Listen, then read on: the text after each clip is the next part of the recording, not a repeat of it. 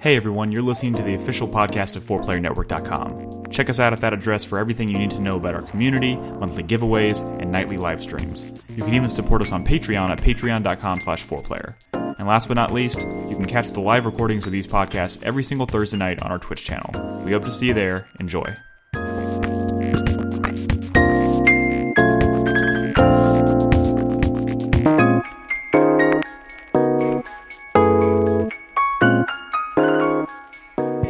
Welcome to 4Player Podcast. This is episode 579. It is November 15th. Yes. I'll be your host this evening. My name is it's an NH initial, but it's Nolan Hedstrom. Joined this evening by Brad Simons. No, it's me, Nick. I love Ubisoft. Crispy.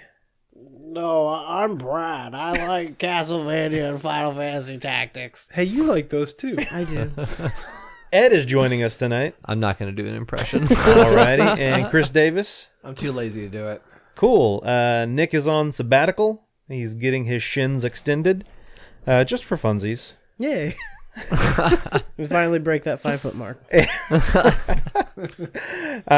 Speaking of Nick, I watched the episode of Curb Your Enthusiasm today with Ben Stiller with his birthday party. See that episode? Yeah, where he accidentally spears him in the face. Just his height makes me think of... I have no idea what you're talking about. It's a good episode. Okay. Where cool. Larry doesn't want to move to the front seat after Ben Stiller's wife gets out of the car. Even though it's like a 2-minute drive. Alrighty. Just to remind everybody, we do have a Discord. It's discord.gg/4player, where after the stream, during the stream, whatever you want, you can go in there, chat, talk about video games, movies, TV shows, existential life crises, anything, literally. That's a popular one. Yep. As well as our Patreon at patreon.com/4player, where you can become a patron, get some early access to exclusive content, some other things. Pretty cool place. We should have a new segment where I read like the last thing that was posted in our general Discord. Yeah. Just like completely without context. Yeah. This but is I think a man's face covered with kittens. His hair is made out of cats. Hair and mustache and beard are made out of cats. The only problem with that, Brad, is I think people could potentially kind of try and game it. Like as soon as we start on the podcast, they'll go post something real quick. True. These fuckers can't be trusted. We should do it from a random room. And choose a random time in the day. Yeah. Don't do it right before the podcast. Just be like, at 3:05 today, I decided to look in Discord. So how about the anime channel? Oh, God! Make the whole server as weird as possible at all times. That's a bad TN. Is that TN? Oh, I think that might be a TN. I'm just kidding. It's great. Hey, that's a lot better of a drawing than I could have done. It's like realistic TN. Yeah. That's what was so shocking about it. All right. So every week before or I guess as soon as the podcast starts, we read feedback from the previous week. So let's just jump right into that. Feedback from our last episode. Every week when we post the show, you have the ability to leave a comment, some feedback on your thoughts on what we talked about. So the first bit of feedback this week comes from Grab a Beer. In regards to you guys, do a report. Okay, cool. Get a book. Rabdargab. I highly doubt any of our listeners know what Rabdargab is, Brad. Rabdargab. I highly doubt anyone in this room besides you and I know what Rabdargab Read a book. is. Do a report. Grab a beer. That's not what it was. No. It's Rabdargab. Read a book, do a report, get a buck. If you live in the greater Houston school district, blah, blah, blah, blah, blah. They did a thing when we were younger in Houston where they were trying to encourage children to read. And so they were like, if you read a book and you write a small report on it, they'll give you $1. You guys have told this story so much that like Rabdargab just sticks in my head, but I have no idea what it is. Rabdargab. All right, anyway.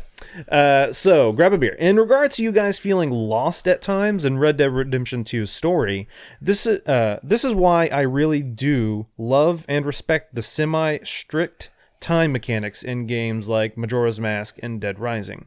I feel like it makes moments in the story more powerful and unique, and characters/villains feel more a part of the world. You know that they're not going to wait for you as you goof around for an in-game year as the final boss is supposedly destroying the world around you. I'm not saying it needs to be, but here at 2:30, I'm not saying it needs to be here at 2:30 p.m. exactly or you lose the game. but it could be something closer if you want to meet me here within the week. Then I'm going without you, and missing certain main quests could steer you overall into all different directions. Just a thought. I get it. It's one of those situations where, like, I think of something like Breath of the Wild, where you can just straight up go fight Ganon right away. Yeah. You don't have to. You can. He's doing his own thing. It's kind of one of those. I feel like if it's a game where you're like the boss isn't waiting for you, he's just a bad guy somewhere doing something. It's kind of whatever. But I feel like in this game, there's no boss really. There's no big bad. I mean, that I'm aware of. At least it's just some outlaws kind of running from the law and doing their thing. Yeah. Crackdown was like that. Crackdown was, yeah. Bosses were just in the world. Yeah. Yeah.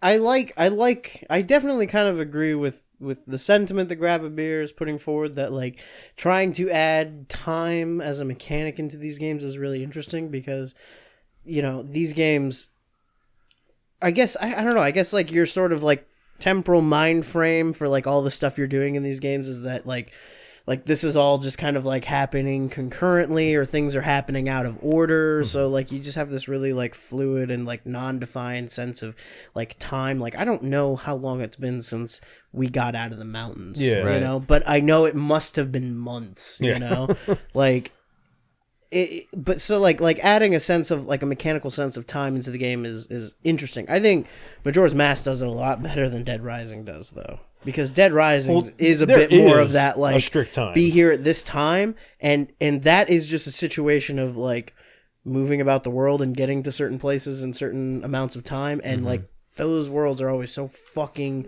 annoying to move through, I mean, Red Dead is so deliberate in its presentation that, like, having any kind of, like, strict timeline on things, like, kind of would mess with what that game is trying to, like, accomplish. Yeah. With like I feel like I can go out in the world and set up a camp and hang out there and hunt some deer nearby and do that stuff. And if I was under the strict timeline, I wouldn't really feel like I would be able to do that. Yeah. It's interesting. Cool. Let's move on to the next question. I have a quick update. Oh. Houston rapper Fat Tony had a rap album. Called Rap Dar Gab. Really? Yeah, in all caps. Fat Tony. Yeah. Also, I found the video, so we can watch that on the break. Yeah, let's watch it on the break. Can't wait. All right. Next question from Nexus. Hey guys, just a brief rant about Square Enix in the light of the Final Fantasy news.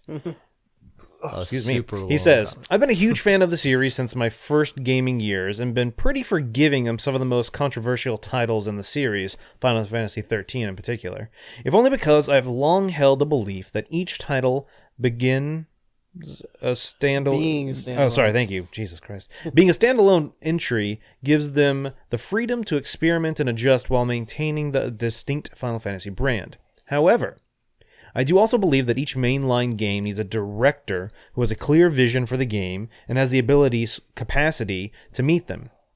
I wholly agree with Brad that Tetsuya Nomura, while a long-time veteran of the company, isn't exactly known for the latter skill.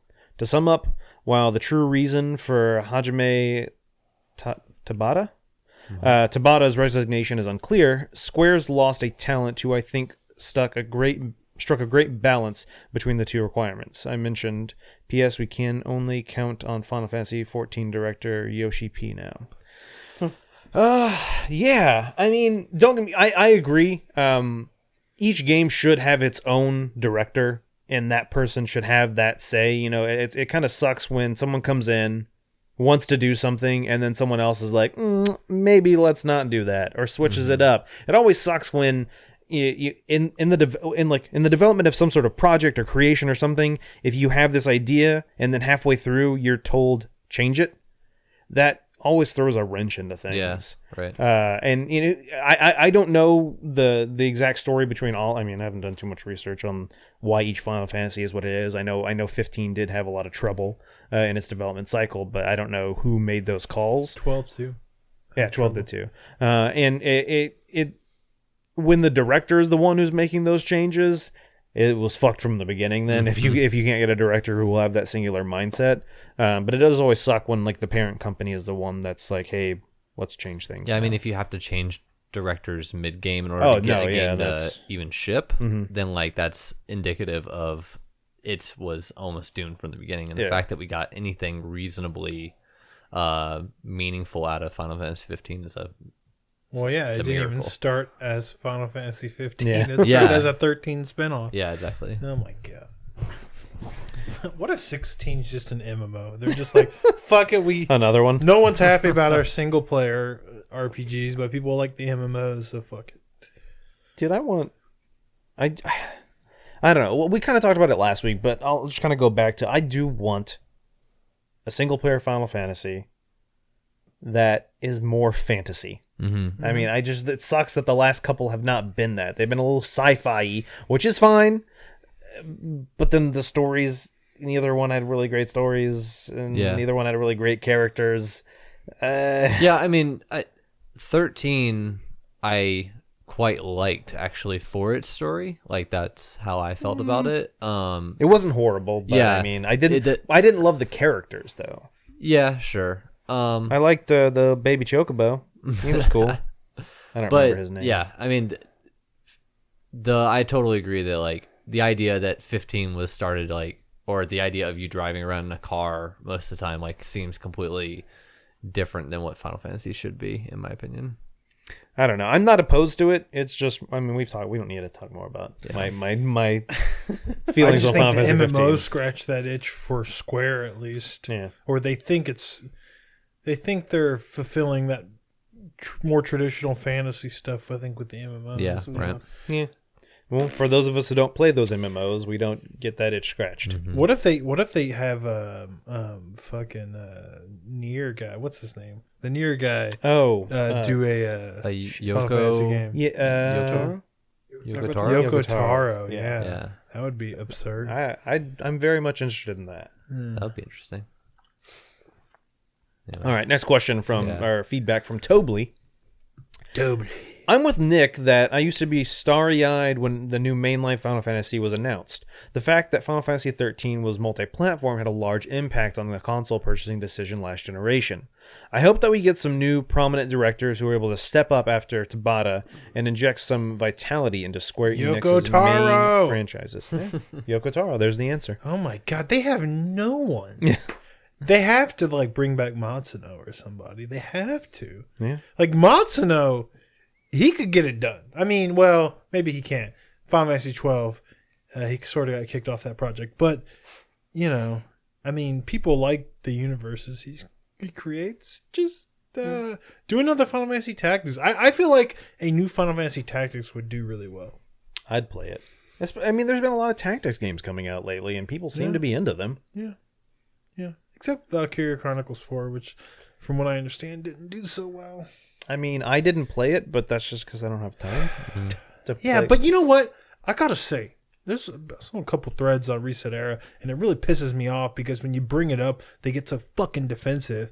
But I feel like Nintendo fans should have like rallied behind that fucking game because that's the first game, I think, period, where it was a big, it wasn't AAA obviously, but it was a big, at least a AA. It was a big third-party game that released day and date for all the systems, including the Switch. And it wasn't like a GIMP version. It was the same, game, right?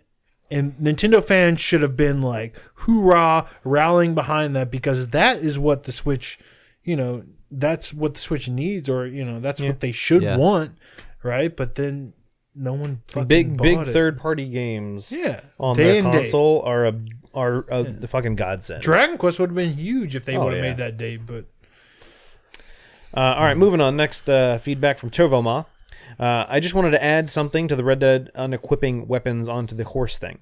I understand the system. It's a really neat idea. But I would have loved the game to kind of remember my usual setup or let me save what weapons I want to use.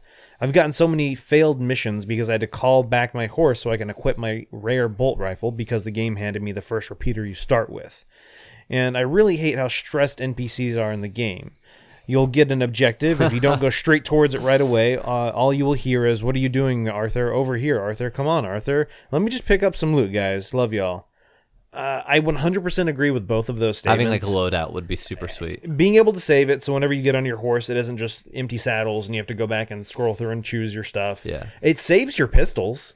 Yeah, that is Like weird. whichever ones you equip, it saves those. So I don't understand why they can't save the ones. I mean, it would make sense. I don't know. You know what's weird? Now that I think about it, What's up? it's like this always happens when like a Rockstar game comes out, right? Or, Oh, yeah. or any fucking game. But if this was like a CD Projekt Red game, they would have like already patched it a bunch Right. to like have exactly that's those true. things that people Right. were complaining about, or at least have something coming soon that would be like a big patch that would overhaul the interface and make it way better. But I feel like Rockstar games are just like, this is our thing, deal with it. Yeah. Well, I think it's also like all their resources right now are not really doing like, maybe they're doing some bug fixes, but most of the resources are on the Online multiplayer, stuff. right? Multiplayer working on that. And like yeah. CD Projekt Red with Witcher especially did not have to worry about that at all, right? So Yeah, they were sure, able to. But I mean, I don't know. And I guess maybe I get the feeling that Rockstar is just not that big of a studio versus like other major AAA games. Like I don't think they have as many people working on like Red Dead I'm sure you can Google that. as I they don't do know like how many Assassin's people- Creed or Call of Duty. Yeah.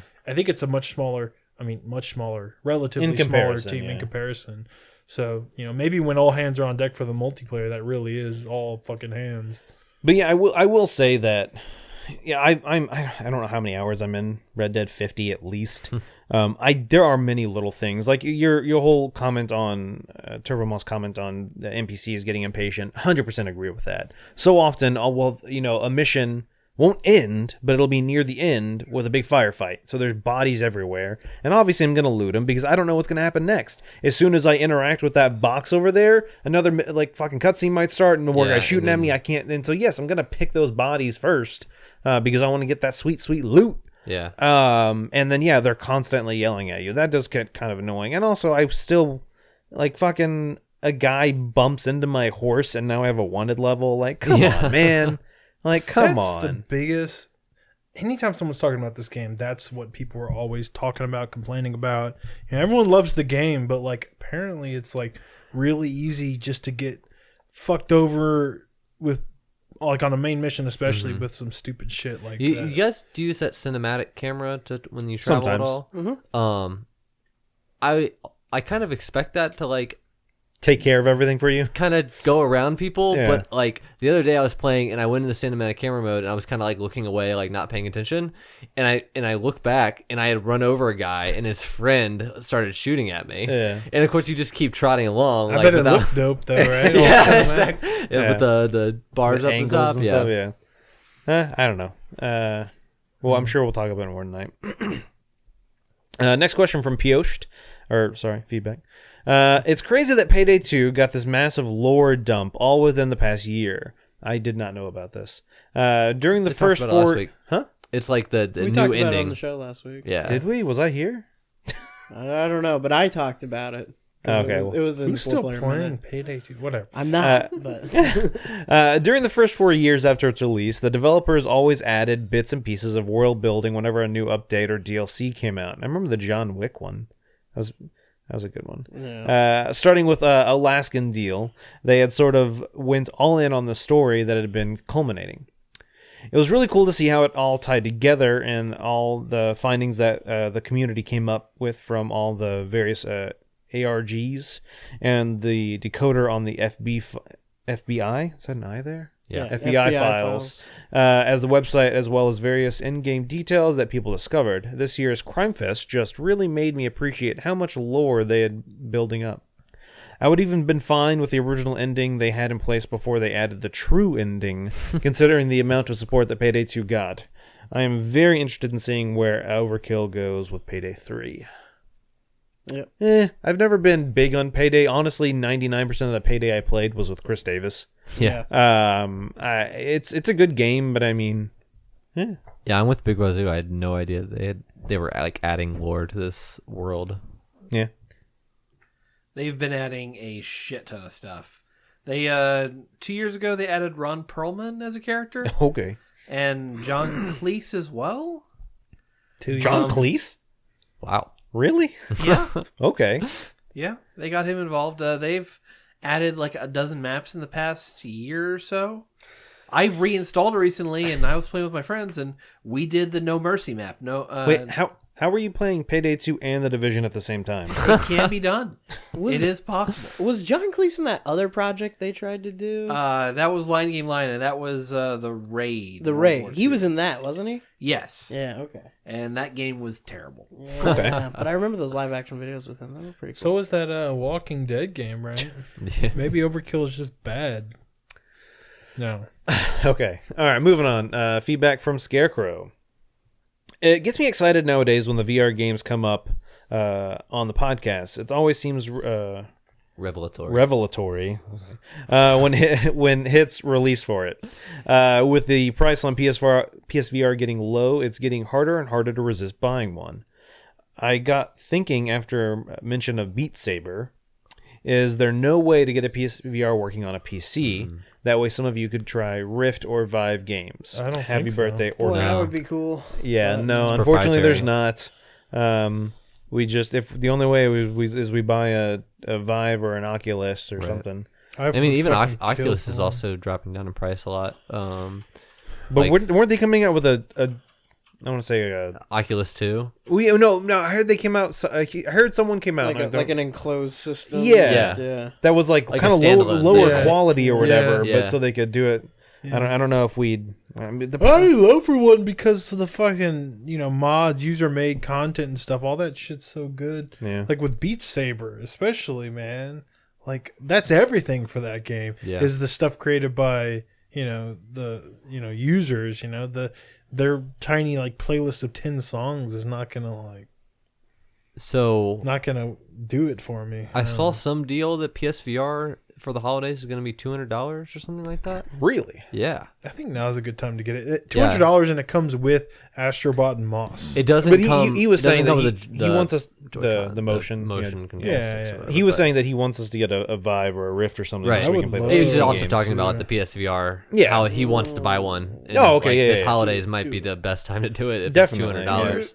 I mean, I will say that there are a shit ton of PC games out there that are probably great. It's just there's a Yeah. couple situations. One, Vives and Rifts aren't exactly cheap, Yeah. and with the Vive, especially, you have to have the room set up with like cameras and shit. And If you get contribute more to Patreon, maybe we'll buy one for the site. maybe that'll be our next goal. Yeah. We'll turn this room into a holodeck. Yeah. I mean, I still want to do the Google Earth VR. Oh, yeah. I hear That's that's like nuts. transcendent. Really? Yeah. when Google No, I'm Cardboard, serious. Like I hear people having like emotional reactions Mm-hmm. to like That's like you basically are in Street View, right? In I think so. VR. when you can that like the- zoom in and out. Yeah. I mean, when Cardboard came out, they had something similar to that where you Yeah. could kind of do like, it was smaller in scope, I believe. Yeah. You couldn't just walk around, but yeah. Cool. Well, that's all the feedback from last week's episode. Reminder every week when we post the show on 4playernetwork.com, go ahead and leave your feedback on there. Anything we talk about, you can chime in. We'll maybe read it on the show.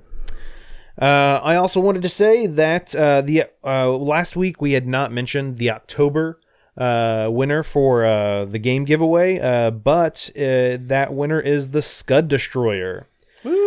He left feedback on an episode in October. As a reminder, anytime you retweet the show, leave feedback on the show, anything like that, you're entered in for a drawing to win a free game we give out every month. Shit. Cool. All right. I think let's get into it.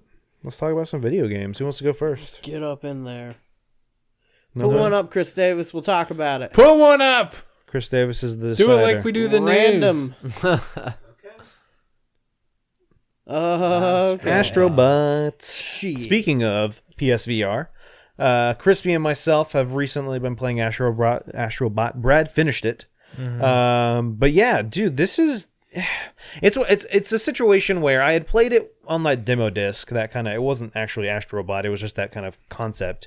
And then, I watched Brad's footage, but it's still that situation where you don't feel it until you're in it.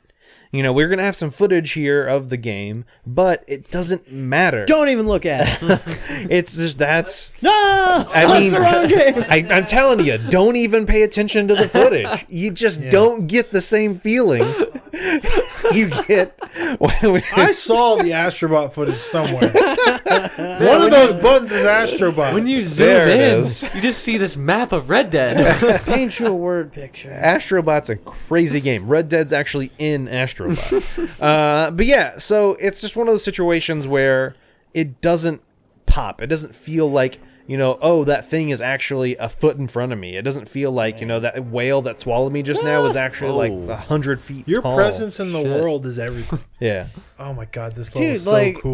it's funny that I don't know, like what you're talking about, like that whole sense of presence and scale and everything. Like this game is not scary, is not creepy, is not like at all in any way really threatening. It's like really cutesy, but like there are things that happen in this game where I'm like, oh god. The first time, I mean, that wave terrified comes me at being you. swallowed by that Dude, whale like just now. there's a level that ends where you're like running across these skyscrapers above the clouds, and then like these giant gorilla hands just come out of nowhere Yeah. and start like grabbing shit around you, and I was like, oh my god. Like, So is it mostly is like so- kind of puzzle platformy a little It's bit? mostly Yeah. just straight platforming. It's not very puzzly. Yeah, There- it's- and search and the puzzles are find. extremely minimal. It's more about audio is a big deal. Because you're trying to find all these little like lost robots as well as like a hidden chameleon in every level.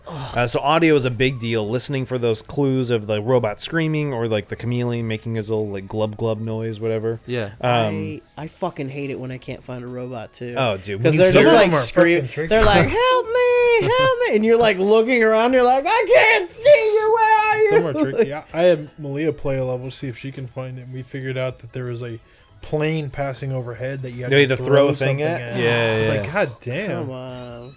Yeah, but it's yeah. It is easy to die in this game, I will say. Yeah, I noticed the jump lasers is just a good attack. Yeah, in and general. it's one of those things where I always forget that I have it, and I try and punch dudes, and I just like punch right past them, and then they throw out spikes, and then I die. It's mechanically really simple, but it doesn't matter because everything is just being in these levels, and the level design gets super creative. And it, until the very even end of this the game. level is fucking incredible. When the God, with water, fucking the water waves, physics dude. and the waves, yeah, dude. God, It's damn, it's the first pretty time, the cool. first time you grab that little carpet and you start going underwater, Yeah. and you're like, "What the fuck?" Yeah. And there's like a whole underwater segment. That's pretty cool. And I'll also add that the music in this game is really good. It's good, right? Dude, It's fucking good. I've been jamming to this music. Yeah. So I don't know. I just beat the third world.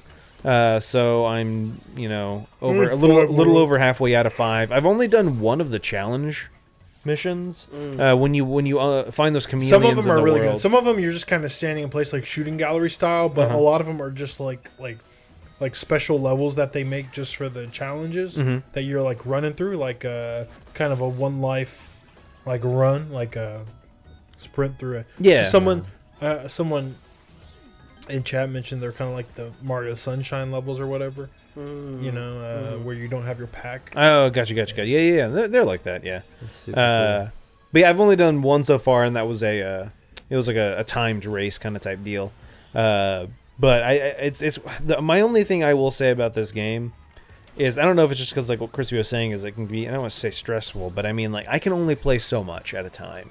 And then I got to kind of put it down for a minute because I'm like, it's kind of overwhelming. Is it just because it's so like immersive in it? I don't know. It's or- weird. Like I've definitely played like more VR games for longer, so I don't think it has anything to do with like it being in VR. It's just, I don't know, for some reason like I Does guess it have anything to do with you wanting to play Red Dead? no, honestly, I haven't played much Red Dead the past week.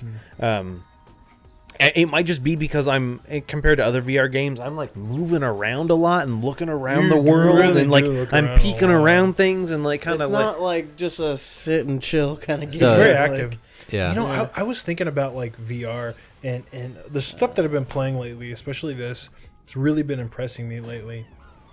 Or just in general, it's like some of the best video game experiences I've been having, period, are some of these VR games. And, Well, I think I've been thinking like it's crazy because you look at last generation and you see like the introduction of like motion controls, right? You see the introduction of like 3D, not just with televisions, but also with the 3DS, and all that stuff seemed really gimmicky and maybe fun for a little bit, but never like truly like memorable in a way that like this is what I want video games to become. And then I think about VR, and it's like, part of what is so amazing about VR is the 3D, is the motion stuff you do. Like, what you needed was to be in that world, and now that you are, that stuff is like So it's like the final piece of the puzzle, kind of. Yeah, that's the final piece of the puzzle. Is you need the 3D. You need to hold the guns when you're playing super hot VR, and it's like they finally created something that makes me like kind of not like regular video games as much when I'm playing something like this, and it's like, well, I don't want the next Mario platformer to come out and not be in VR because this shit is rad as fuck, right? Yeah. I think it's one of those situations where it's also that, you know, developers had this motion control and they had VR, and it was all kind of early, and they just didn't quite know what to do with it yet. It's one of those things where it's like, well, great, what do we do? You have to try something. You can't just experiment forever. And you try that thing, and maybe it doesn't like fail, but it's not amazing. And then you like kind of maybe see someone do something else, and you're like, hey, you know what? That kind of makes me think if I were to take that and do this with it, you kind of get those ideas. And it's one of those situations where, you know, 2D and basic 3D video games have been around for fucking decades now. Yeah. And so, yeah, people have kind of learned, oh, I can do this, and then I can bend the rules here, and I can try this. And I think just the longer VR is going to be around, people are going to start to do those more innovative things and kind of switch things around a bit. And I think you're going to have someone like Miyamoto play this and go like, we need a VR headset, because if you think about it, like with Mario 3D Land, that one that came for 3DS, they were doing some like perspective stuff where you kind of shift around the 3D to solve puzzles, and then you look at like what's it called, the Captain Toad Treasure Tracker, where kind of your perspective in a 3D world was the puzzle. Captain and it's like, Toad if those games were in VR, Captain Toad was mediocre at best, but if Captain Toad would have been like this in VR, dude, I would have been. I mean, that's kind of almost what this is like. I mean, it's weird how much like VR elevates the control side of enjoyment, and how much how like little you can almost even like pare down a game's like actual like, you know, premise or like content that you're doing in the game, as long as that control experience is coming up right to meet it. Like, it's amazing like how much give and take, because I like when you're sitting here talking about how like wonderful these games are, like I'm sitting here thinking like, man, I'm thinking like Star Trek Bridge Crew, you know, like that game was fucking crazy awesome for me, but like the stuff you're doing in the game is so minimal. Like it's so just like do a puzzle here, go to this location, do another puzzle, you know, shoot the phasers a couple times, and that's it. Like, there's not like this broader like epic experience going on, but the enjoyment is just in like being there and like controlling it. You know, like, I will say with Astro Bot though, like I don't want to undersell the actual design put in by the developers. There is some like truly creative and inventive stuff. Did you do the one where like you're like playing through the level and a big giant robot is like scratching his ass the whole time? He's like moving parts of the level around. Oh yeah. Like that. Like there's some like really fucking neat ideas in this, like all the way to the end of the game. And it's like, I think this is a developer to watch for whether they do something in VR or out of VR. I mean, I know it's Sony Japan Studio and they've done a lot of stuff, but this the team Asobi or whatever that they're going by now, like I think there's some real strength behind that new formation or that new team that they formed, and that they're one to look out for. That's pretty crazy. Yeah. I don't know what else to say. I mean, like I said, I'm 3 worlds in. The boss fights are kind of interesting. I honestly didn't have too much trouble until the 3rd one. That one was kind of frustrating for me because Davis watched me struggle with it a bit. Nothing's too tough. Nothing's horrible. Well, there's one in the middle of the ocean that's a little rough, but I will say that the sense of scale is. Did you do the bird? The bird's the 3rd boss. Yeah, the bird. Fucking incredible sense of scale. I love it. Yeah, with like all the clouds. Like, oh my god. Absolutely love it. It's one of those like I was saying earlier. you don't get it until you're in it, and that's the frustrating thing when it comes to VR. It's 'cause really hard to people that sell don't to have VR people. headsets. They're just like, fuck you. Yeah, Fuck you. I don't want to get a VR headset. Fuck you. it's stupid. But here's what I'll tell you. Find someone that you know who has a PSVR, borrow it, play Super Hot VR, play fucking Tetris or whatever. Like it'll convince you that, you know, maybe you don't want to go out and buy one, or maybe you can't afford one, but there is definitely a future here. If you don't know one with the someone with the PSVR, maybe get some, like, a group of friends together and, like, all kind of like what we did as a you know, site, like, buy one as a group and just kind of pass it around. Buy a copy of Astro Bot and pass it around. You know what I mean? That's a good way to do it. Or even if you don't have a group of, because I've seen some people say, I've been suggesting this. Well, I don't have a group of friends, at least not local friends. Like, dude, start a local VR club where people can chip in, get a couple of VR headsets, and pass them around, dude. Like I'm telling you, just gotta try it. Brad's about to go door to door for VR. I'm telling you, I'm a believer now. Dude, it's I good. was like as cynical and skeptical, and like I was an asshole about VR at first. And some of the first VR things I played weren't that impressive, but there's some stuff out now, you know, that is like fucking must play. You gotta play Super Hot VR. You gotta play this. You gotta play fucking Rez and Tetris, man. Like, that stuff is amazing in VR. But But yeah, so that's Astro Bot Rescue Mission. Moss is cool. You finished Moss? No, I never finished Moss. Nick did, I think. It's on my to-do list, Brad. There's so many games. What else? What else do I want to talk about tonight? Do we want to talk about the one that just came out? Hitman? Yeah. Let's talk about the other one that just came out. Wait, which other one? Oh yeah, That was that's last true. week. Yeah, that was last week. Wow. Technically. That was Well, I like- guess technically Hitman came out last week as well because people are terrible. Wait, so And they're supporting the more expensive. I didn't. So what happened if you bought a certain edition? You got to play The it early. gold, the expensive edition, you get to play it the Friday before. Whatever. I fucking hate that. I guess that's why Jack was tweeting about it all weekend. There was a fucking news article today saying some developer anonymous was like, dude, this shit is like really selling and we're going to keep doing it. Like the expensive edition and the early release. Yeah. Like, what about Chris Davis? I think he's a supporter of that terrible, terrible, awful, predatory business decision. Well, I'll tell you why I got it. Okay, Green Man Gaming had a deal where I could get the gold edition for $10 less than the retail silver edition. So I Yeah, could and play the game how for- much was the regular edition? The regular edition is $60. The silver was like I'm fairly certain I 70, got something like Hitman that? 2 on Green Man Gaming Yeah. a while back for like 40. I'm saying Yeah. you could have gotten the regular edition for even a lot cheaper. Don't support these terrible predatory But practices. I also get the expansion, so I want the expansions. Oh. How would you? Why would you not want to get an expansion in a Hitman game? You're only doing it so you can play it early. You can buy that stuff later. Probably Don't for pretty support cheap. these garbage practices. I mean, this is not just about you. This is in general. This is a rant. This is like fuck you for the week. Stop it, people. Brad's It's only not a going to get fan. worse. You know, as soon it's going to be 2 weeks before. Soon it's going to be fuck you a month early because these people paid twice as much as you did. Fucking PS poor plebes. Yep, that's true. That's me. That's the I got statement. PS poor as well. So Hitman. Yeah. Hitman. And we're back to normal. Yeah. Who here's been playing Hitman? Just me? Just you. Me and Chris Davis? I was you, thinking, man. I was about to All play right, tomorrow. so I will say that my Hitman stream on Tuesday did not go as smooth as I wanted it to. Because Steam was like, big ol' fuck you. I don't know if this is with Steam's choice or Iowa. I don't know who chose to do this, but it was like, hey, do you want to preload the game? I was like, yeah, I want to preload the game. Well, as soon as I play it, like come Tuesday when I'm streaming, I'll just turn on Steam, start going.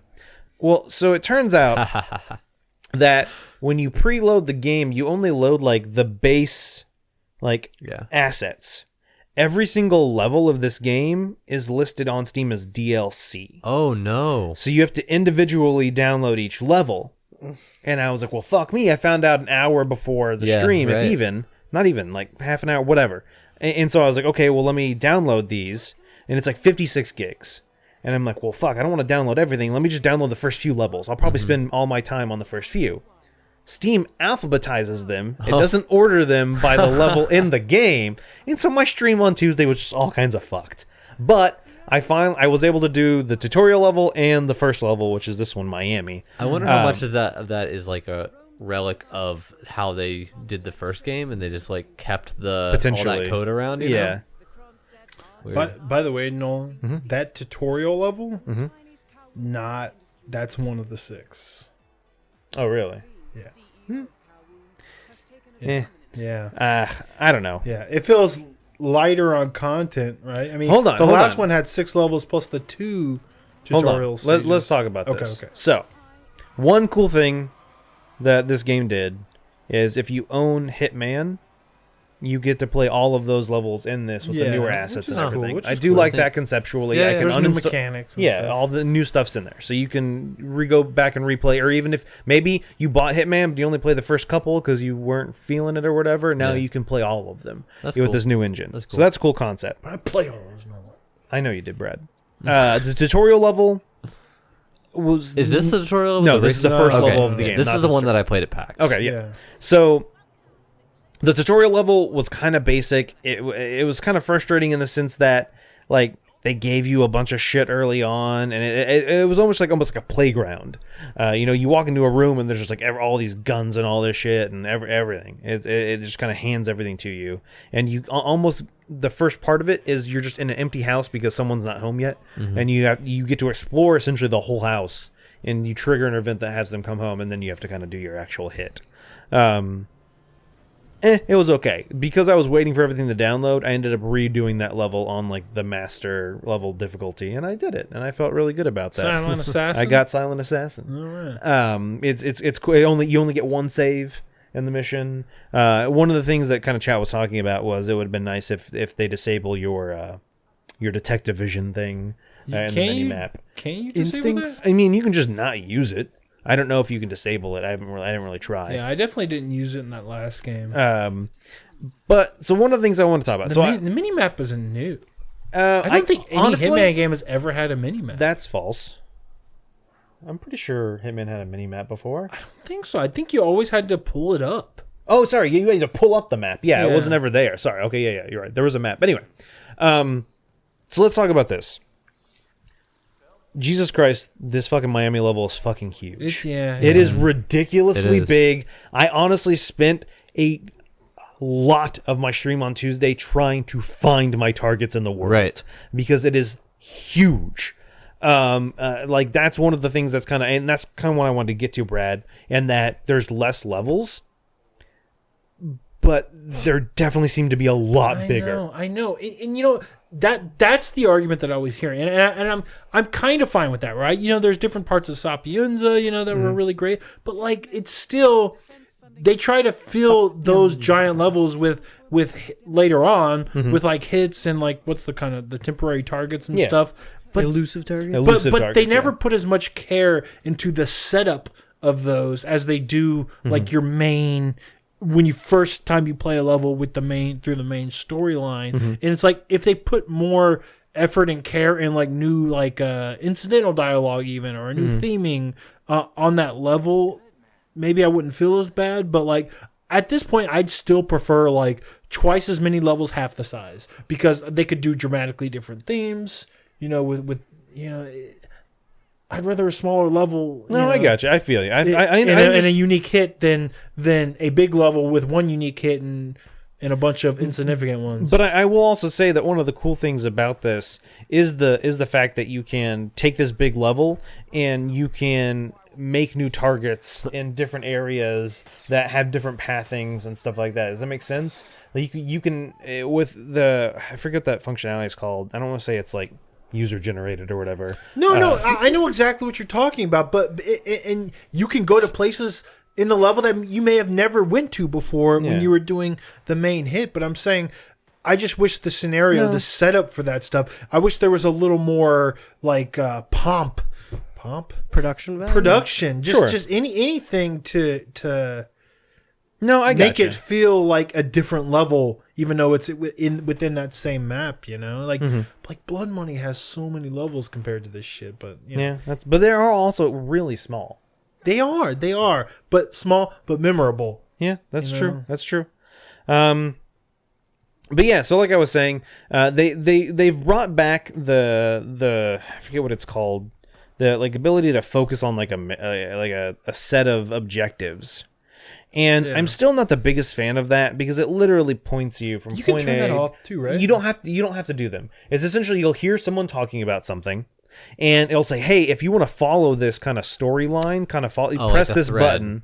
Yeah. And then it will kind of follow I that. never use those either. What's up, Chris Davis? I mean, and they go beyond just that with those like strict things. They now have mission specific like mission stories, in which they're more detailed hits on your targets. And that's kind of like goes away from like you go through the world and you discover like someone tells you something and you kind of like explore the map and kind of figure out how to do it, but it seems like this is a little bit more hand-holdy, like guiding it, or no? So, in my opinion, in regards to this, it would be a lot easier if they kind of maybe called attention to something, like, hey, this guy said this, maybe think about that. It doesn't have to point you where to go. Yeah, right. It's the track I'm on right now, because I was just curious, I wanted to try one, because I had literally spent, over an hour and a half just trying to figure out where my target was in this map.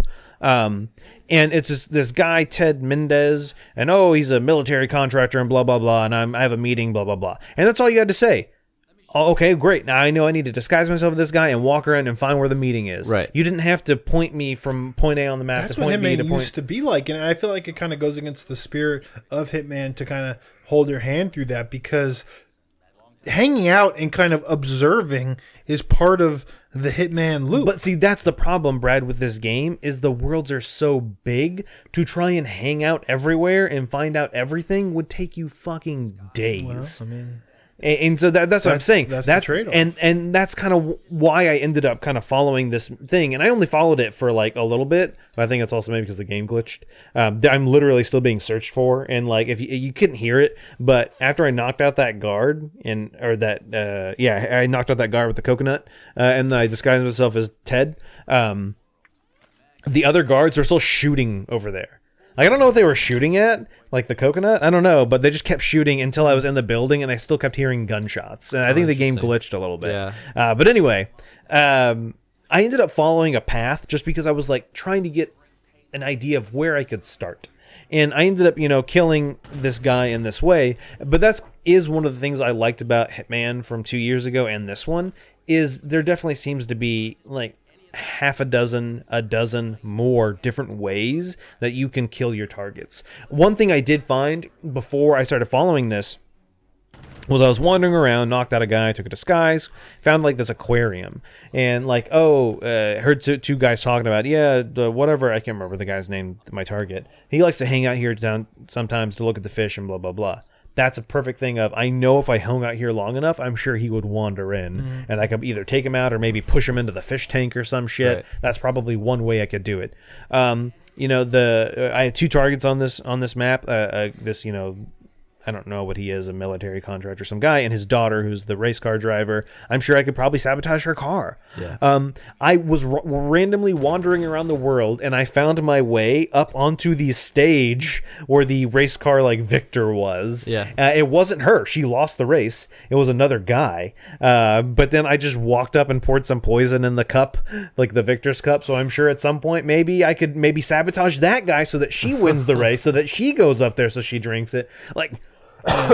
There are just so many different things you can do in this game. And like I was saying, Brad, you don't have to follow those paths that it gives you.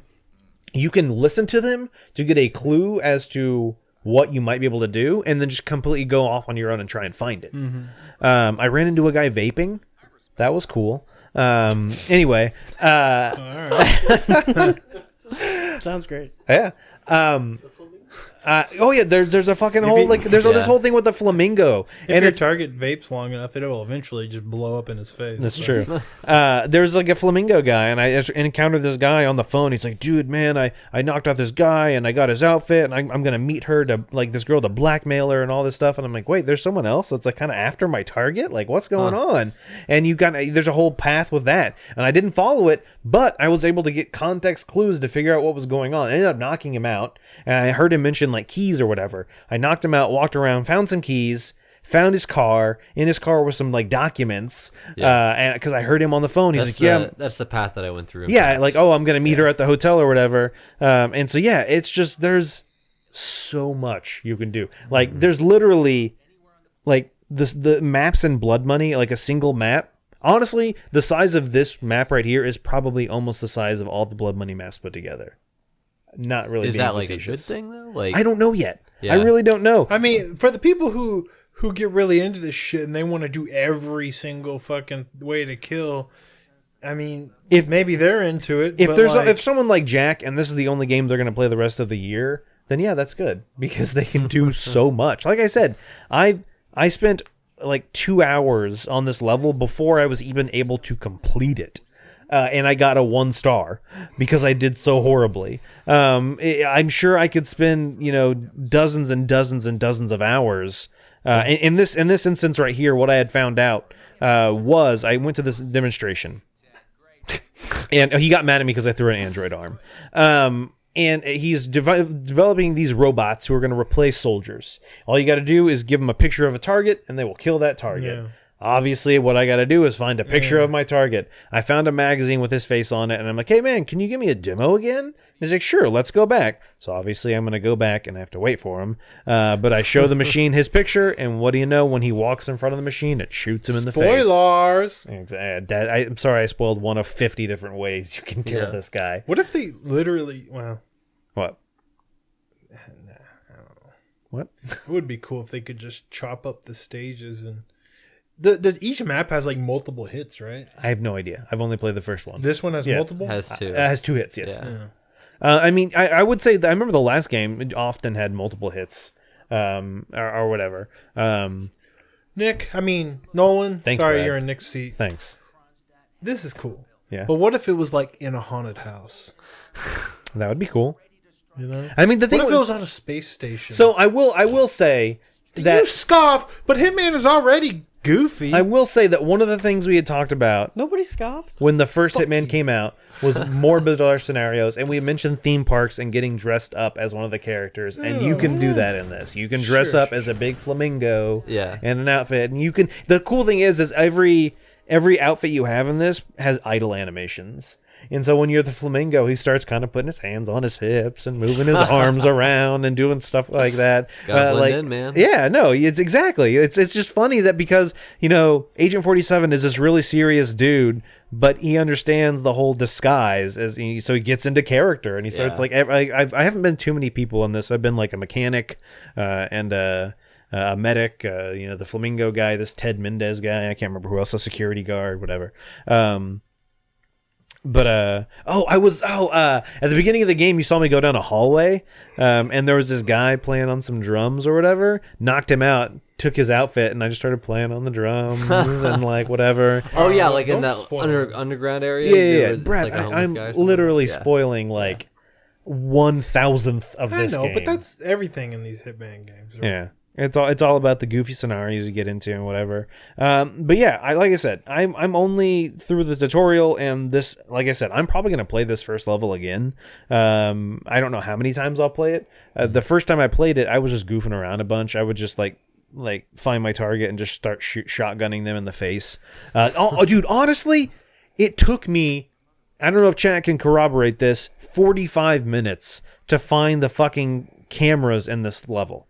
Like the spot where because starting with the last Hitman, they always have like the video recording thing. I think they had that element in Blood Money, but only in like one of the levels.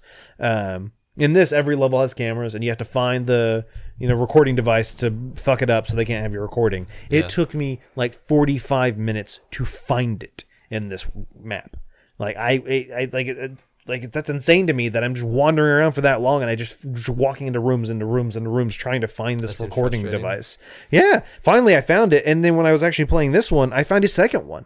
There's actually 2, and I just wasn't aware of the other one. But yeah, I don't know what else there's to say about Hitman 2.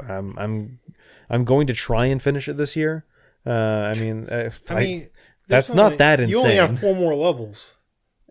Yeah, but also the ones they're not short. Yeah, I know. And they also have other games to play. True. It also is halfway through November. Shit. Yes, dude. It is literally today, halfway through November. Thanksgiving's next week. Thanksgiving is next Thursday. All of a sudden it's going to be fucking Christmas. Christmas songs are already on the radio. Get your turkeys. Yeah. I think I'm going to do a ham this year. You should. Turkey's always so much work. Do both. I don't. Fuck you. I'm not having Thanksgiving. No, you I don't. say You that- don't do the ham. You just like order it from like Honey Baked Ham or something. Well, I generally just buy a ham and throw it in the oven and then it's done, which is what I like about ham. I don't. What? What is that, Crispy? What is... You should do more than just throw it in the oven. Well, I generally like baste it with like whatever like the Break down your whole brown recipe sugar for me cinnamon right now. and Let's okay, talk about well, this for a minute. first of all, this year I'm gonna sous vide a ham. Oh, what? It's a joke, Crispy. It was a joke. Do you have a big enough? You can do it in like a cooler. Yeah, I guess. I've seen people sous vide stuff in coolers That would take a before. while though, wouldn't it? To heat up the water. Probably. Yeah. You can do a prime rib in sous vide. It takes about 10 hours. Have you seen Alton Brown's like Dr. Pepper Okay. ham? No, I've not. recipe? He's got a good Dr. Pepper one. Interesting. Yeah, check it out. Stop talking about Thanksgiving meals. Didn't you hear me? I don't even, have a Thanksgiving meal this year. Just go to Boston Market. Yeah. You got to pre-order I asked my parents, like, are y'all going Go to to do Alamo. anything? And they're like, well, Those are always really good. all your brothers are doing something else, so you can come over, but we're not going to make anything. Go to Alamo. They have good Alamo? turkey. Yeah, they do good turkey They dinner have a every year. baby. That's true. Go on a Saturday. Just you go by yourself. Tell Malia you got called into work. Yeah, that's not bad idea. Emergency down. I got to go.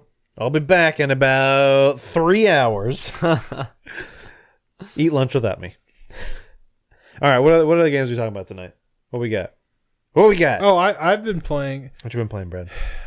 a game called Tetris Effect. Oh, yes. All right, let's talk I've It's about like never heard of he's this. almost What like is- ashamed of how much I he's am played. fucking ashamed. What is Why? Tetris? I'm really fucking ashamed because I've had Red Dead for like 3 days now and I've not played a second of it. Oh, no. Every time I turn on my PS4, I'm playing this fucking thing, and like when I'm playing it, I got the good vibes. I'm feeling good. I'm playing it in Getting VR, pumped up. and I'm like, oh man, this shit is dope. And afterwards, I just feel like garbage. Like I just wasted the Dude. past 2 hours of my life. This I have is- so little time to play video games, and all I'm playing is Tetris. This is your drugs.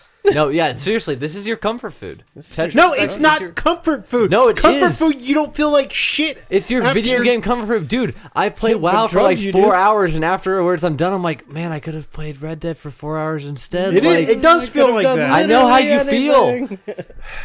But the thing is, I'm not even Literally good at the heroin. Like, I'm not even good at Tetris. But, like, God. Dude, you gotta watch some of those TCWC Yeah. videos. So, You Brad, don't let learn me anything ask about you, that. CTWC. how much of the effects levels or whatever have you played? How much of the ones that do random crazy shit? Have you just been doing like the story? I've played all the way through the journey mode. Okay. Yeah. And it gets quite difficult. After a while, I had to switch it down from the default difficulty to beginner because it just goes.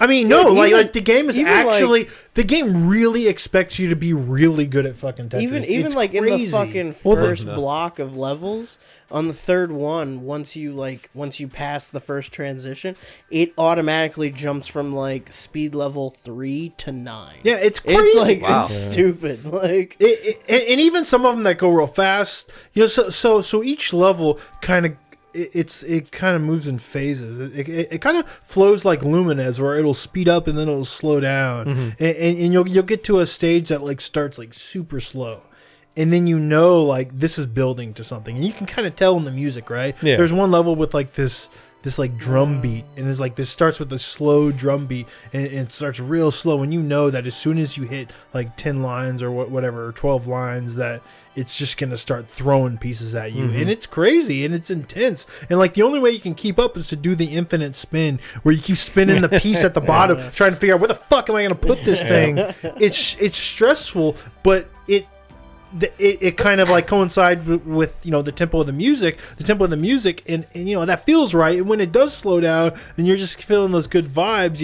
It's great. It's fucking wonderful. In every single skin in this game it's fucking wondrous. I've only been playing this in VR, though I recorded footage out of VR, and I'm a lot worse out of VR than I am in VR. Yeah. Why do you think that is? Well, just because when you're in VR, I could just see the field like so much better. Like when you're outside of VR, everything feels so far away, and you can kind of zoom in. But there's nothing else like interrupting your perception. Like you are just looking at a game of Tetris. You're not like talking to somebody. It's not like lights in the room or people moving around. And even though there's all these like crazy effects and stuff, right? They're just kind of like you're just kind of in it. Yeah. You know, they're just around you, as opposed to the 2D where it just seems like a lot of shit going on the screen with like Tetris in the middle. And I will say, like, I'm a lot better in VR, and I'm not used to playing it outside of VR, and that's why I'm kind of struggling here for sure. Like that, like I just fucked that up. But in VR, like that, the PlayStation VR headset has like little to no input lag, so I think I'm just in general a little bit better at controlling it in VR as well. But I really do. Shut up. So that's what I wanted to talk about. Is there like Tetris elitism? Like, no, of course. There is on this couch, that's for sure. So the thing about this game is I've never been a fan of Tetris. I never really played a lot of Tetris. You know, I like Tetris Attack. You didn't I have like a phone? Lumines. You didn't have a phone back in like the early 2000s, and the only game you had was Tetris? No, I didn't. I never ever played a lot of Tetris. I didn't play it on Game Boy. I didn't play it on NES. I never played a lot of Tetris. I love Tetris Attack. I love Lumines. The reason I picked this up is because I love Lumines, and because this really does, you know, it's so thematically similar to functionally similar. Like, it's so Lumines. Just the puzzle mechanic is Tetris, and I love it for, you know, the you know, the Lumines stuff, the Mizuguchi stuff, you know, and it's wonderful. Like the visuals, the music is all so great. Even like the rumble is so good and thoughtful. Like, I can't describe it, but like playing this game, especially in VR, is such a wonderful fucking experience. Man, you know what's crazy about this? The eponymous Tetris Effect. You know, that whole thing where they were studying to see like people were saying that they were like seeing like Tetronymos and stuff. Really? like out, like they played it for so long that they were like starting to see it like in the real world. Like, I didn't really understand that at all until I played this game, this specific version of Tetris, because I'd never gotten that before. And I was just thinking like, oh, that's stupid. They see blocks falling out of the sky, you know. But after playing like an hour or two of this, I was like watching TV, and anytime like somebody would like turn in profile or something, or like there'd be two people standing next to each other, I'd be like, I put an L piece there, like. It's fucking weird. It's that like a function of it being in VR? It's like triggering like this attack mechanism in your brain. You're just like, drop the piece there, and you're like, oh wait, I'm not playing Tetris. Like, I do that with other games, like, you know, like when I play a bunch of Burnout and I'm driving, I'm just like, I could knock all those cars out of the way. Yeah. Or The Witness. Or The Witness. That's what I was going to mention, is The Witness. After playing that, oh my god, my perception of the world changed. I will say, it's really, I guess this is kind of like fuck you for the week, but they It worked out. Okay. They have the scoring is like very strict as well. You know, like they want you to get like there's a mode where you can kind of like build up a meter, and then you can kind of like freeze time to like create lines, and it just sends the lines to the bottom, and you're trying to build up as many lines at once as you can while time is kind of like slowed down. And what is happening? Where are your line pieces? He stored the line piece. Would y'all stop? Yeah. Why are you doing this, Brad? Why are you who you are? You're so focused on the Tetris, I can't even talk Why about would this we game. not be focused on Tetris? We're talking about Tetris. No, you're so focused. So this is the mode I'm talking about, where you're trying to build up. You're trying to build up as high as possible. The thing is, you get scored for that, right? Yeah. But it doesn't actually reduce the amount. It doesn't count as like towards your lines total. So they want you to get as many lines like that as possible. You want to get the score, so you get a good. You want to get the high points, so you get a good score. Build up your score without advancing the game or whatever, right? Got it. And you have to be like really good at that stuff. And the thing is, they have these weekend events, right, where I guess they do like some exclusive skins if you participate in the event. And the thing, I think last weekend or the weekend before, was a classic Game Boy Tetris skin with the music and the effects, but it's all like fucking crazy, like you would expect out of, you know, a Lumines, like, right? And I watched a video of it and I'm like, oh my God, I got to get this. And I read this Kotaku article. That's where I found out about it. It's like, oh, you have to reach level 50 to unlock it Jesus. outside of this event. And they're like, oh, but I did that in like a single playthrough of the Journey mode, right? And I played through Journey like twice and I'm like level 15. And it's like, okay, the person who wrote this article is just an asshole, like genius at fucking Tetris. Because, like, what the fuck, man? I feel like I'd have to play this shit for months to unlock that skin, and it's really kind of bumming me out. And in this game that's supposed to be just super chill, I'm now, like, stressing out over score because I want to unlock this fucking skin, and it's like, Jesus, let me pay for the fucking thing. Desire is a prison, Brad. It's really kind of annoying. I don't know if anybody else in chat has been playing this, or how much have you played of this? I played a couple hours. I haven't, like... I think I'm like level 10 or something. Like, but have weird, you played through the Journey mode? I've been playing a bit of Journey, and then I've kind of just been playing like chill playlists. No, dude, you got get through Journey. Like, there's a fucking arc there, and there's some like really amazing skins. Like, I know. It just got like intense, and I had to chill with the chill playlists for a while. There's a very like kind of a positive message like going on in this game here, even if it's maybe somewhat very subconscious or whatever, but like you get really like happy or just positive. Dude, like this is like vibes playing this game, you know, you like just feel good about the fucking, world after playing it. This maybe whole it's game is like a DMT trip or something. Like, it's weird. Yeah, and again, I don't feel good after playing it. I feel like I should be playing more productive video games, but it's really addictive. So Brad, Dude, you really played good. through all of like the main part of the game. How much of like the side stuff? There's have a you done? ton of other modes. I know, because that's what I'm saying. I haven't played this yet. I only played the demo. But when I was playing the demo, because you only can do the first level in the demo, the first section. Yeah. I was playing some of those like kind of side things, like the random events, or not random events, but the random effects. Yeah, the mystery mode or whatever. Yeah, where just random shit happens to you. Oh, like big pieces. Oh, like Turns missing upside blocks. down, Yeah, like, I fucking hate upside down. I want to kill myself. Upside when it down turns like upside breaks down. me, Dude. It kills the run every time. Every single time. Like every time I've been doing well, as soon as it goes upside down, I'm like, all right, might as well restart. I tried flipping the controller over, but Dude, I honestly want to It's fucking so do a struggle. handstand. You got to stand on your head. I want to do a handstand every time it but flips here's the upside thing: down. you can't look at the screen upside down when Because you're in it'll- VR. Yeah, The VR, it goes with you. yeah. So yeah, it really breaks my head. But yeah, I mean, it's cool. I love it. I mean, it's wonderful. Get this game played in VR. It is play through that Journey mode. Like, there is so much Brad, good music and visuals in this game. Like, it's just it's wonderful. It's Brad, I don't own Definitely this. the best way to play Tetris. I don't own this yet, but if I were to buy this, it will hands down be the most money I've ever spent on Tetris in my entire life, Yeah, well. and Well, more than I ever expected to spend on Tetris. But I mean, you're not paying for just a simple I game understand, of Tetris. Brad. You know, there a lot of work went into, you know, like it's just such a great like audio visual. Oh like, no, Brad! experience. We talked about it last week. Every time you spin the Tetronimo and it beats with the music and everything. This game is an extremely well designed audio visual game. Oh my Like, God, it yeah. is. Everything just fits. After you beat the Journey mode, where you play through all the different skins, Mm-hmm. you unlock a mode that is just. It's no Tetris. It's just the visualization with some controls over it. Like in the VR, that is like Yeah. fucking amazing, because you can like hit a button to what would be the equivalent of, you know, spinning a piece. You can hit a button to what would be the equivalent of like getting a And you line. just get to watch You the can spectacle. advance the track with the press of a button, and you can really kind of Just making create beats. your own music Just track, like a visualizer. audio, A visual. music Yeah, track. the blocks go away. It's just Yeah. the visualizations.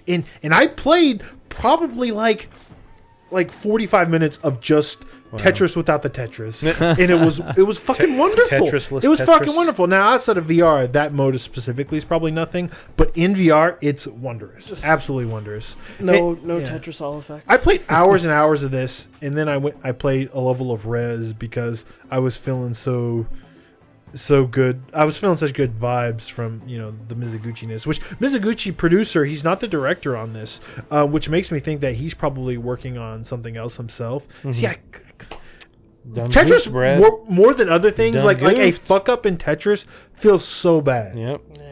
More so than other like puzzle one- games. no It one to feels blame but so yourself. bad. You fuck up in Luminous, and it's like whatever. There's 2 colors. You know, even if you fuck up, you know, you get like a clear block. Good things are gonna happen. You know. It's like watching those Tetris championships. You'll see one Oh, person God. just like place a block, and then the commentators will just be like, "Oh, I bet he regrets that," and you're just like, "I can't even tell why that was bad." There's this thing in this game called T-spins, where you can like spin a piece into like a space that doesn't even make sense. Like the physics don't make sense. Like that piece shouldn't fit in there, but if you spin it right, it'll fit. What? And it's like I can't even wrap my head Is around it fucking that shit. Beyblades?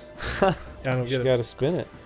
Yeah, Let I it think rip. it's only the T block that you can do that with. I have no guess. idea.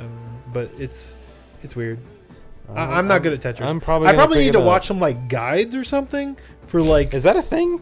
I think Can there a are guide guides make out you better there at for like Tetris? build strategy. Dude, like, there's like, yeah, I don't know, like those professional Tetris players. There's like, there's like strats. Like everyone's like a power dropper or something nowadays. Like it's really weird. This doesn't even like, look that fast from across the room, but this is speed level 10. When it's like in your face in VR, Oh, no, in your especially, face, yeah. this feels so fucking fast. So Power like, you're able to tapper? like pause it when it Maybe? gets to the bottom or something. Like you hangs there for a second. I don't know. Well, I mean, it could be the recording, Okay, you know, or okay. it could be XSplit, but you know, I don't think so. Anyways, Okay. that's Tetris Attack. I mean, I think this is Tetris Effect. Tetris Effect. I wish it was Tetris Attack. If I know it's a little steep, but if you have a PSVR, you have to try this game. It's fucking wondrous. Yeah. Cool. Outside of VR, maybe wait for a sale. Honestly. Is it time for a break? All right, we're gonna take a break. When we come back, I think we have at least one more game to talk about, maybe Yeah, two. a couple. And then we'll get into news and community, and it'll be a good time. So stick around.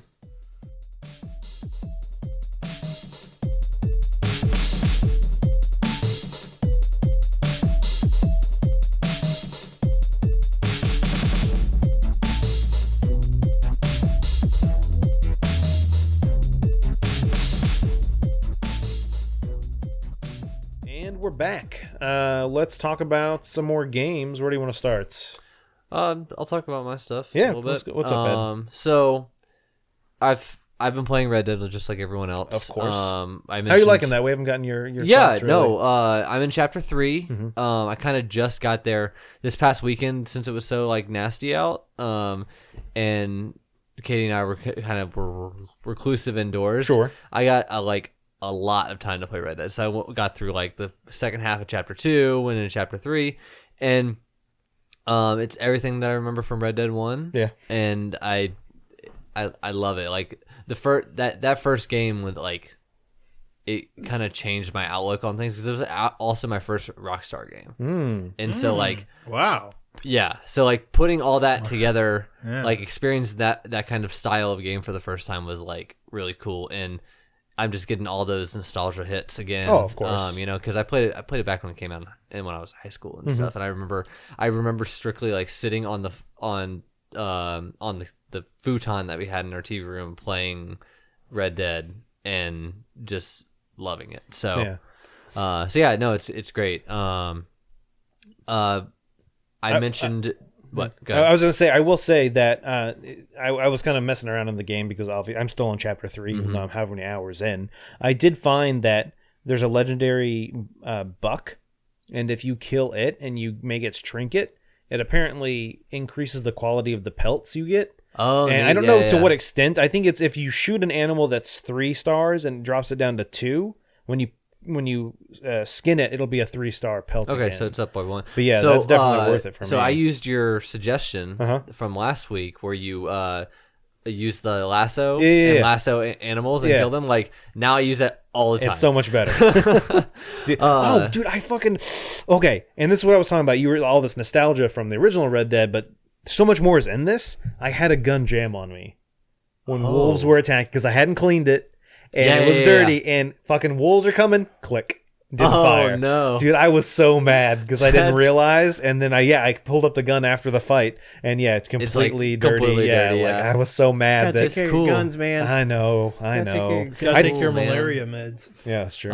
So I mentioned during the break, but I almost exclusively been playing it via PS4 remote play to my computer, and I was not a fan of the kind of streaming remote play thing at my last house, because it was all over Wi-Fi or whatever. And if you can, there's not too much good stuff over Wi-Fi. It's just there's too much data to stream and then going back and forth. I've done both. I did it over wired, and over wired is like flawless, no problems, no artifacting.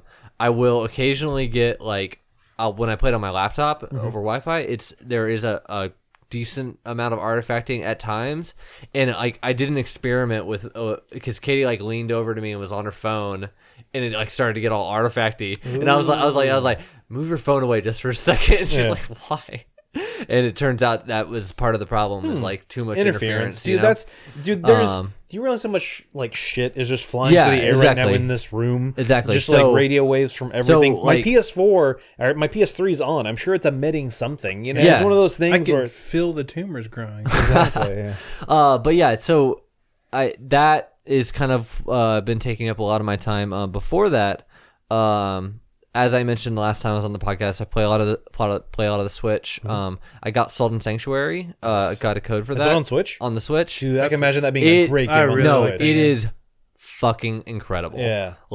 I played a little bit of it on PS4. I got 2 bosses in. Sure. And just I ride the bus to work when it's cold or too hot, and I'll get on the bus just for 15 minutes. And I'll be playing it, and then the bus will get to stop, and I'll be like, "Oh shit, I have to go." Yeah, exactly. Yeah. I ranked it higher than Dark Souls 3 that year. It's good. It's a good game. Yeah, it's incredibly good, and the systems in that game kind of build on each other really well. Have you kind of leaned towards a particular weapon yet? I kind of favor the axes and the maces. Okay. Kind of strength based weapons. Sure. And the stuff that really is crazy mind blowing is when you start getting more platformy. Yeah. The thing that makes you go upside down. Metroid stuff. Yeah. That stuff is really cool, and the backtracking that you do to pick up more things. I played Captain Toad when it came out on the Switch. I bought that and played it. Okay. I didn't realize. I didn't realize they put it on the Switch. I haven't really been paying attention too much, but yeah. That's cool. I played through the first storybook of it. Sure. And there's 3 I guess total. It was fun. The Messenger. I've been playing The Messenger. Nice. Haven't gotten to a point where the thing happens. Yeah.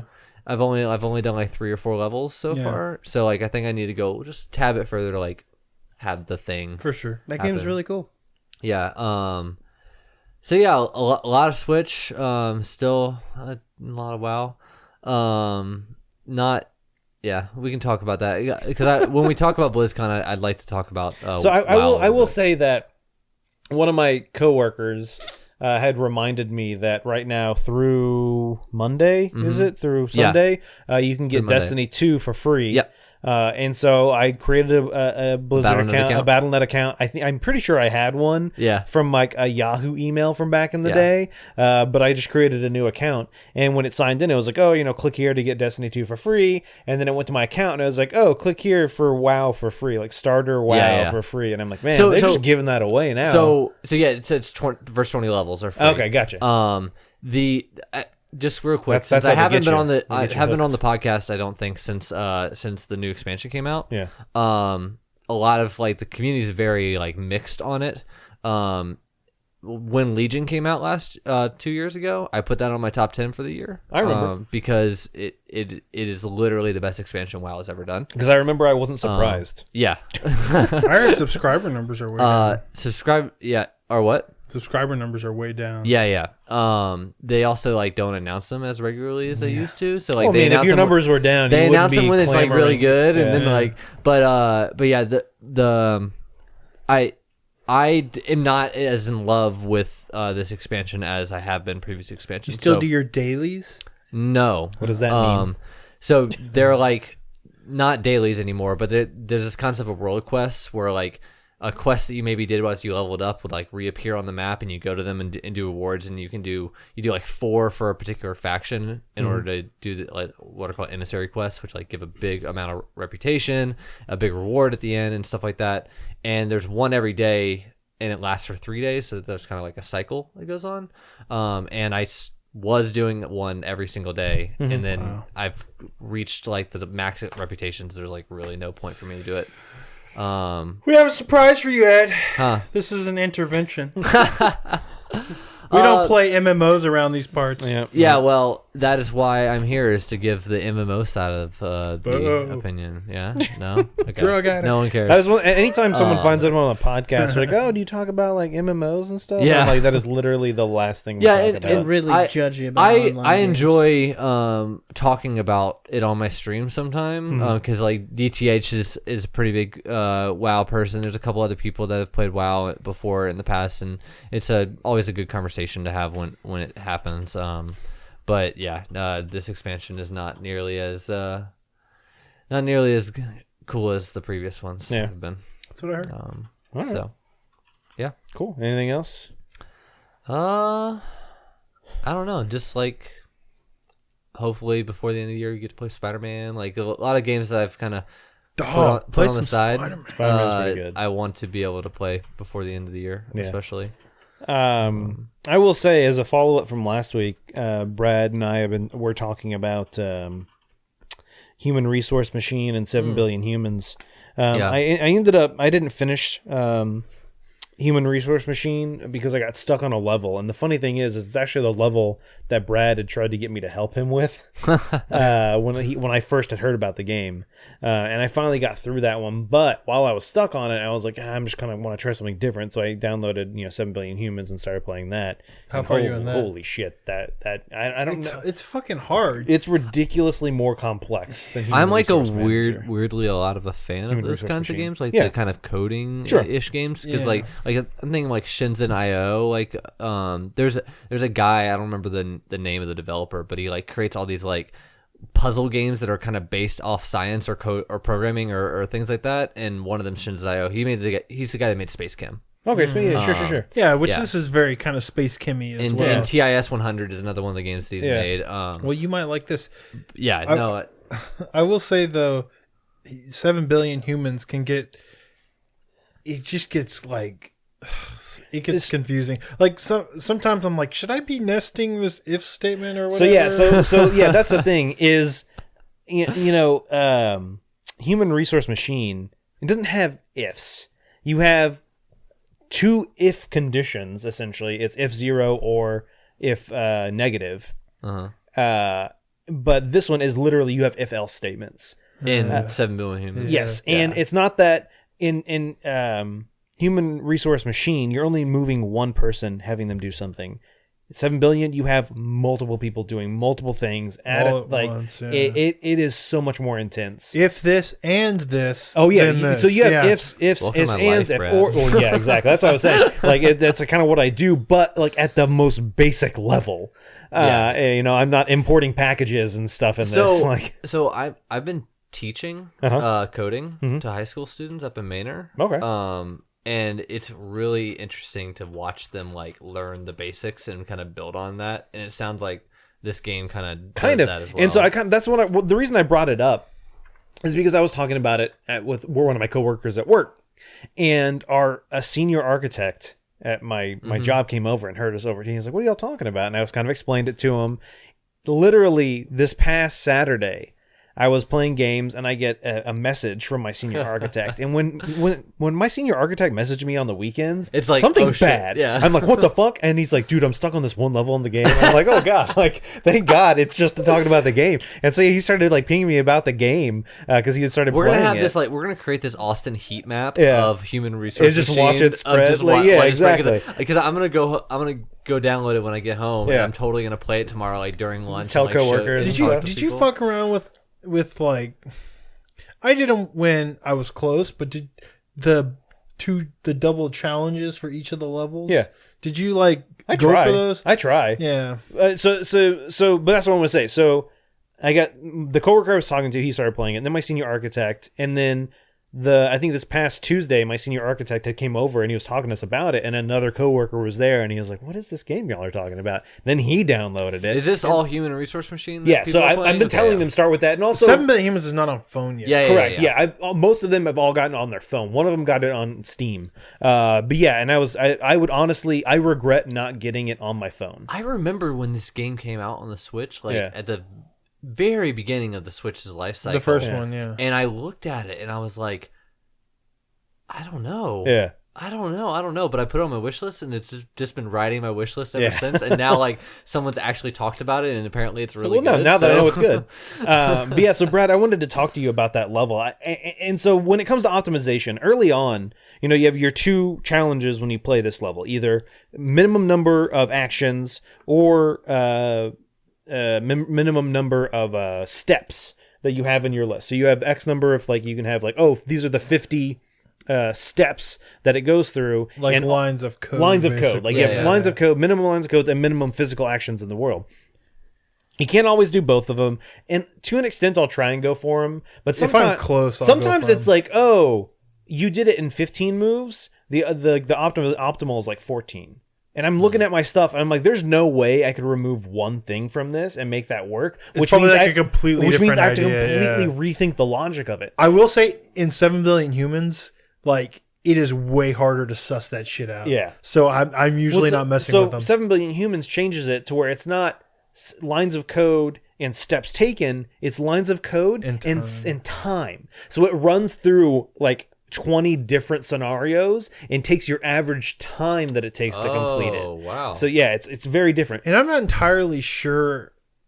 Like, sometimes it goes fast and sometimes it doesn't, and I'm not. It's hard trying to suss out why, because it tries to show you with, like, what each of the little dudes is doing along the lines of code, and it's like, that's just gibberish. Yeah. You can't follow that. Is it like iteration cycles, essentially? Yeah, kind of.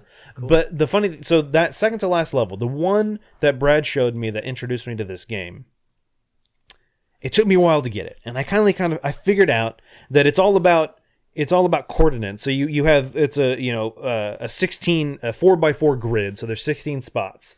And I whenever wish we you had footage. Yeah, 'cause and this that's is fine. Whenever you get something out of the inbox, you have to return the coordinates of that thing. So if you get a 1, its coordinates are 1, 0. And so you have to put that in the outbox. And that just kind of fucking blew my mind for a while. And then finally I kind of realized, oh, this is where I need to go with this. And I started thinking about it, and I started solving it in the code, and I realized, like, this is super not optimized. Yeah. And finally I found a working solution. And, like, I can't remember what the optimal solution was. Like, it was maybe like 20 or something lines of code, and mine was like 56. Yeah, but if it works, it works. And I was like, I don't care. Yeah. I don't care at this point. What I did worked. I'm not going to try and optimize this. I spent fucking like 2 hours on this some of the level. harder levels, I was like not even close to the lines of codes. Like, I don't care. But the funny although I thing- find the easiest way for me to, like, complete levels is to just get out a piece of paper and kind of map it out like how I would, back when I was, like, taking, like, classes or whatever. Right. But yeah, to decent farts in chat's comment, Human Resource Machine is actually $5 cheaper on phones than it is on Switch. That's just how it is. I would man. highly recommend getting Yeah. it on your phone, just so it's a lot more portable than your Switch. Although it might be kind of hard. No, you can. Yeah, that's the thing, Brad. You can do this, and it pulls up the entire list of code. Oh, I wish I had that on my Switch, because it's always That's on the nifty. tiny corner on your Switch, nifty. and it's small. But my coworker's playing it, when he rotated his phone, his entire screen became That's the cool. code. That's cool. So I would highly recommend probably doing it. Don't get me wrong, I'm fine with that it was on my Switch, but I would recommend phone over Hey, Switch. Ed, before we move on, let me Yeah. ask you: have you ever played through and finished World of Goo? Fuck off! All right, let's move on. All right, do we have any other games we're going to talk about tonight? Oh, Mercenaries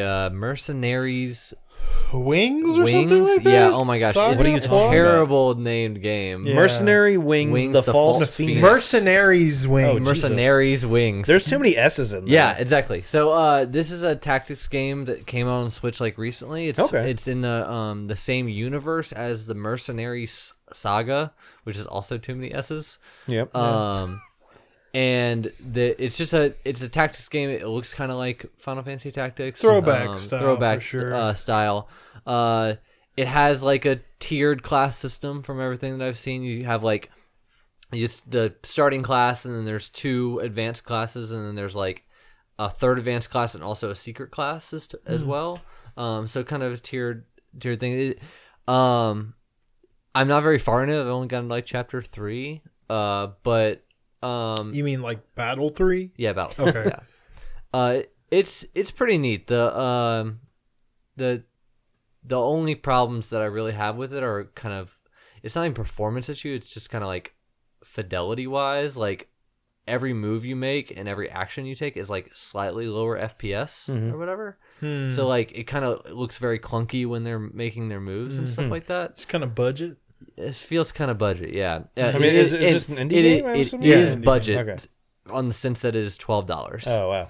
On the Switch. So maybe that is kind of indicative of the amount of effort that it took. I honestly think what it is they took their engine that they created for their remaster of the Mercenary Saga game, and then they just threw together some shit and made it into another game. Yeah. Okay. But it's interesting.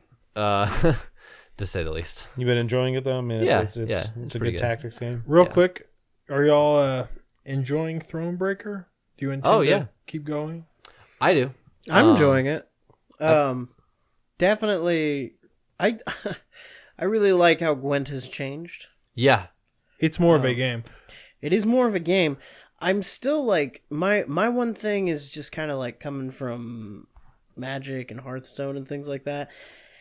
Gwent altogether just feels like real like basic, slow. Oh, I won't say basic. I'll say do you know slow why? because there's not a lot of draw and there's not a lot of play. Yeah. Do you know why? It's because also every unit is complicated. There's no simple unit. Well, everything is like leads to other things. So when something happens, a lot of stuff happens. So this is also like a a different part of what it was in Witcher. Like you only play one card at a time. Mm-hmm. Yeah. Whereas Witcher, you threw cards down. Yeah. And then you passed or whatever. Right. Yeah. You just kept going like until you felt in Witcher it was very different. It was a very rough concept of a game. That is why it's even slower. Each card is so much different. It's weird. Like the analogy that I've kind of constructed, and I don't know how perfect this is, but see if you can follow me here, is like Witcher Gwent is to a game like Magic the Gathering what like American football is to soccer, you know? Like American football has a lot of downtime and it's mostly just like planning and placement and then like quick spurts of action, whereas like in a game like Hearthstone or Magic, it's just like play card, next turn, and it's just like you're like comboing and like doing all this crazy. Right. And it feels like you're doing a lot more, but you're like I find much more reactive in those situations. In Gwent, it is like much more like Gwent's like a tactics planning. No, it is, especially like when you get to those puzzle ones or whatever. You're like you're given a subset of cards. Gwent's closer to Yu-Gi-Oh.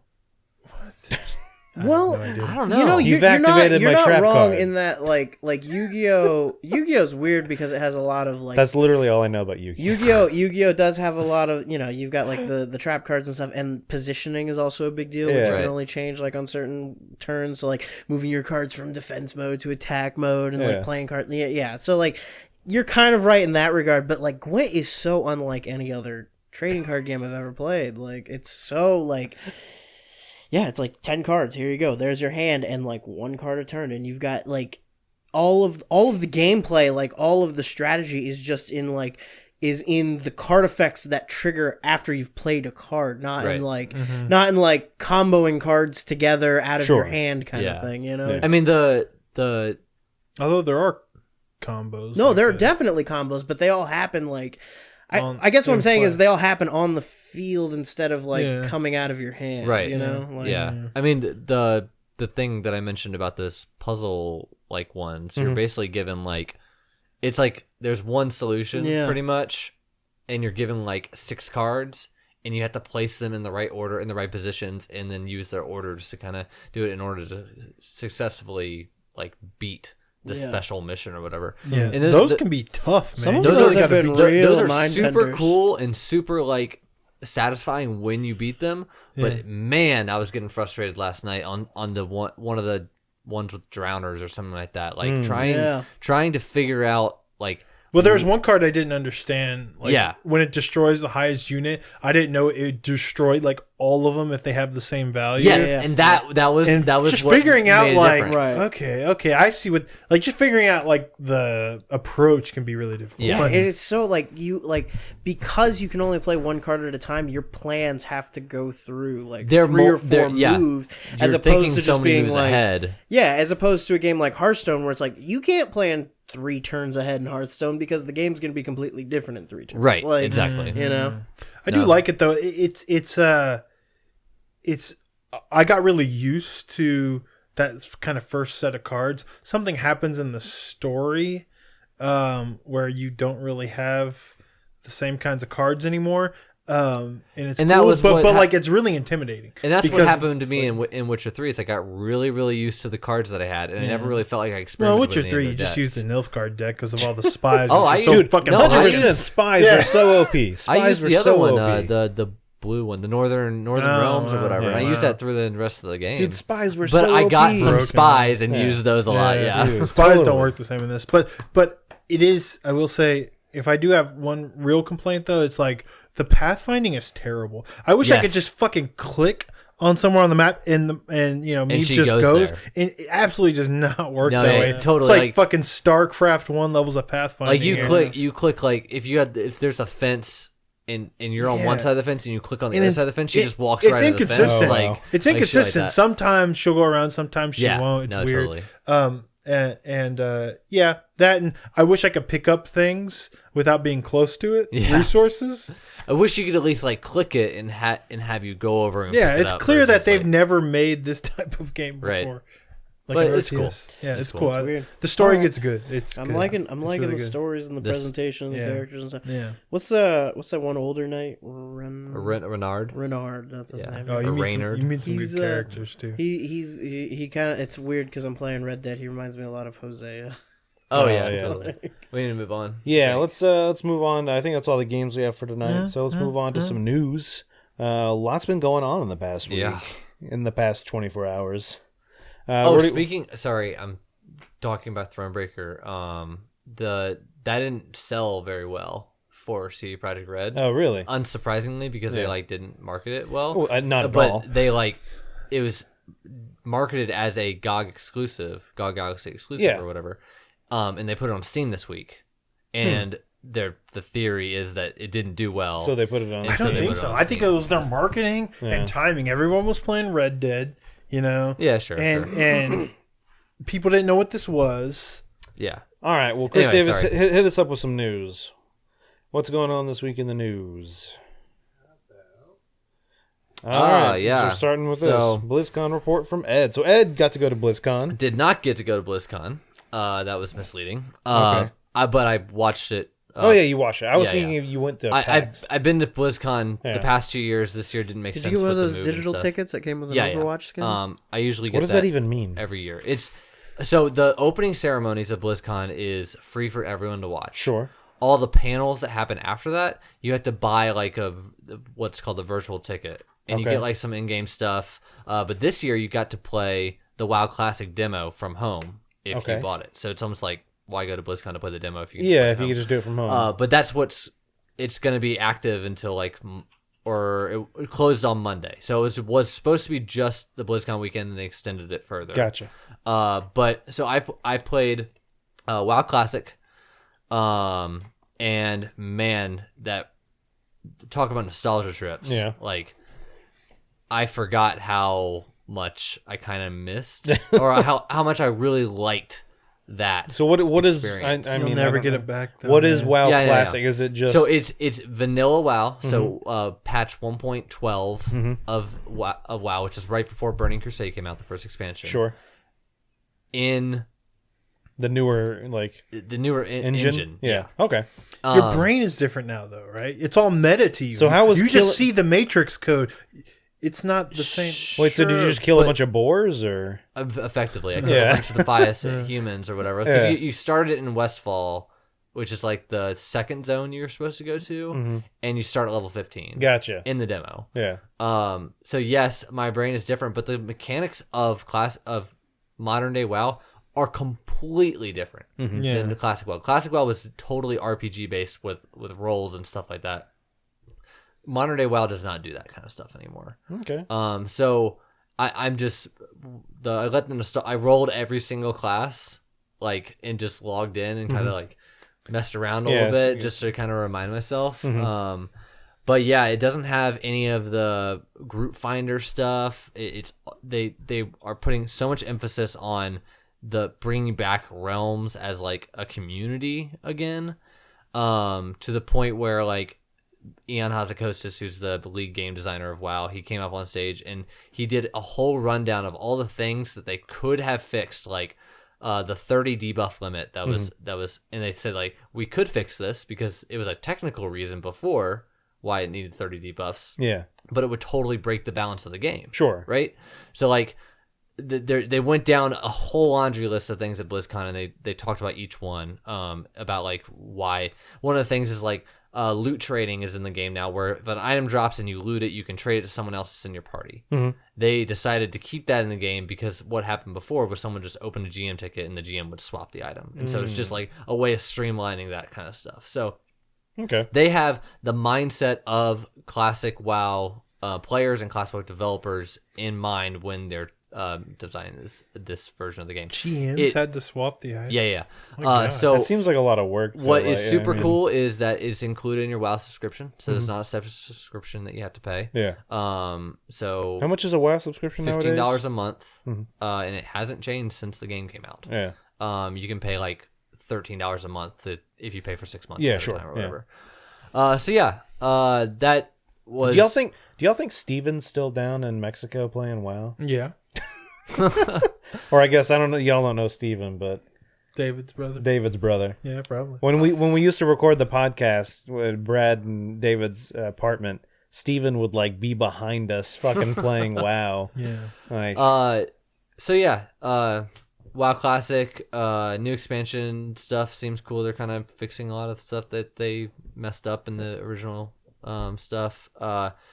Warcraft 3 Reforged looks really, really cool.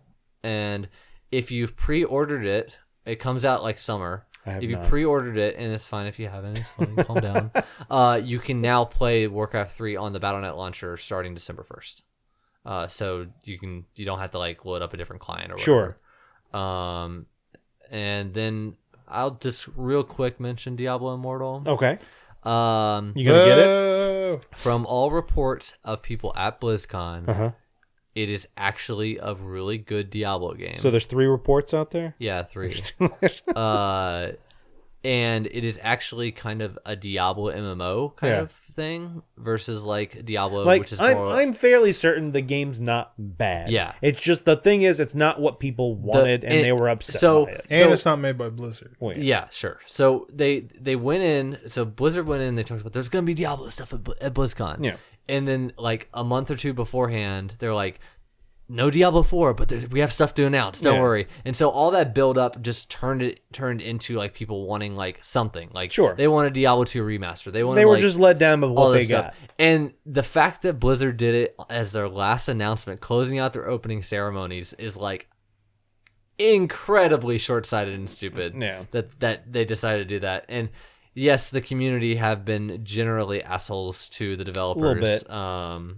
But and I'm personally disappointed. Like I tweeted about it right afterwards. I was disappointed by it, but I'm willing to give it a chance. You know, I'll play a little bit of it, but I'm not gonna. It doesn't matter anyways. There's no reason to be an asshole because you know this is not like the future of the series. You know, it's not like being upset about Lords of Shadow or being upset about this is the exact conversation we had last week. Let's not have this conversation. Yes, that's like you said that almost exact. Yeah, you actually did talk about Lords of Shadow too. But yeah, so I thought we were like saying this to yourself in front of the mirror. He practices every morning. New Overwatch hero seems cool. Ash? Have you gotten a chance to play her yet, Crispy? I haven't. She looks PTR. cool because she's a sexy lady, but like, of course. But know, so her ultimate spawns a new hero, right? Spawns and Bob. Bob, like he spawns a new hero, and it's played by an AI, obviously. But all the stuff you can do on heroes, like you can boost him with Anna's all that stuff that you can do with him. And it was actually kind of cool. There's usually an engineering panel, just engineers talking about it, and they talked about how much of a technical craziness it was to put an AI hero. a seventh hero on a roster, because they have like it's very finely tuned, so that they can like play on all sorts of different computers, and the idea of like fitting 2 characters in one character slot's worth of resources was really fascinating. Yeah, I mean it's like like we talk about that like in D&D a lot, like the difference between a 10th level hero and like a hero that's a Gestalt 5th level hero. Like the Gestalt 5th level is like way more powerful because they're just like 2 characters instead of being like 1. Like it's crazy. But yeah, she looks cool. I've seen some videos of people doing just like stupid shit with her. Like I saw one last night where somebody was, because her whole thing is she's got that like Winchester, it's a kind of sniper basically, and then she's got an offhand shotgun that she can use to like either knock people away or like not like propel herself into the air. So I saw someone who was just like keeping themselves in the air just with the shotgun, just like boom, and then like shoot, headshot, boom, headshot, boom, headshot. Like they're like they weren't touching the ground or anything. Yeah. Like, wow. So it's not as much of a like weird paradigm shifting thing as Wrecking Ball was, but it's still something cool. She's definitely not as like flashy as some of the new heroes have been. And she's very straightforward, and she's also got like the same kind of theming as another hero that's already in the game who's like beloved. So it feels kind of like, is that the cowboy? Okay. Yeah, McCree. Yeah, McCree. Yeah. And she's like, and they weren't going to make her a character like a playable character at first, and then like they kept they made the cinematic, and then the developers were like, we kind of want to put her in the game, you know. Yeah, so because she's like so. All right, let's move on. What else is in the news? What else we got going on out there in the world today? Detective Pikachu trailer. I don't know about shocks the world. Shocked me. It shocked like, my heart. It shocked the Pokemon like fan base of like they were like going into this thinking it would be terrible. Let me just say.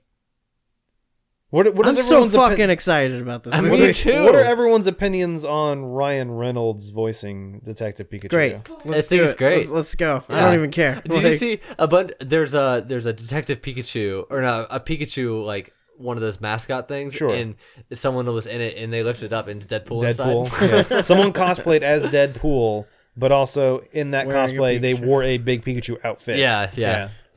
I don't know. I did watch the trailer. I don't know. I kind of want to see a little more. I was like really excited. The Pokemon were fairly realistic. The Pokemon were cool. Like seeing Charizard. It's amazing that it didn't look terrible, that it looked pretty good. One of my favorite gifs that came out of this was there's a scene where a bunch of Bulbasaurs are walking, and it cuts to Dr. Grant from Jurassic Park, and he's like, they do move in herds. The fact that they like. It seems like the director like actually knows Pokemon to the extent where like they're doing the Mr. Mime thing, and then he jumps into the thing. So I just seen that coming, you know, like shit like that. Like it's cool that they want to keep with the source material, or at least like make references to it, and be cool about that. So, I mean, this is the first live action Pokemon anything medium, right? Everything's always been animated before.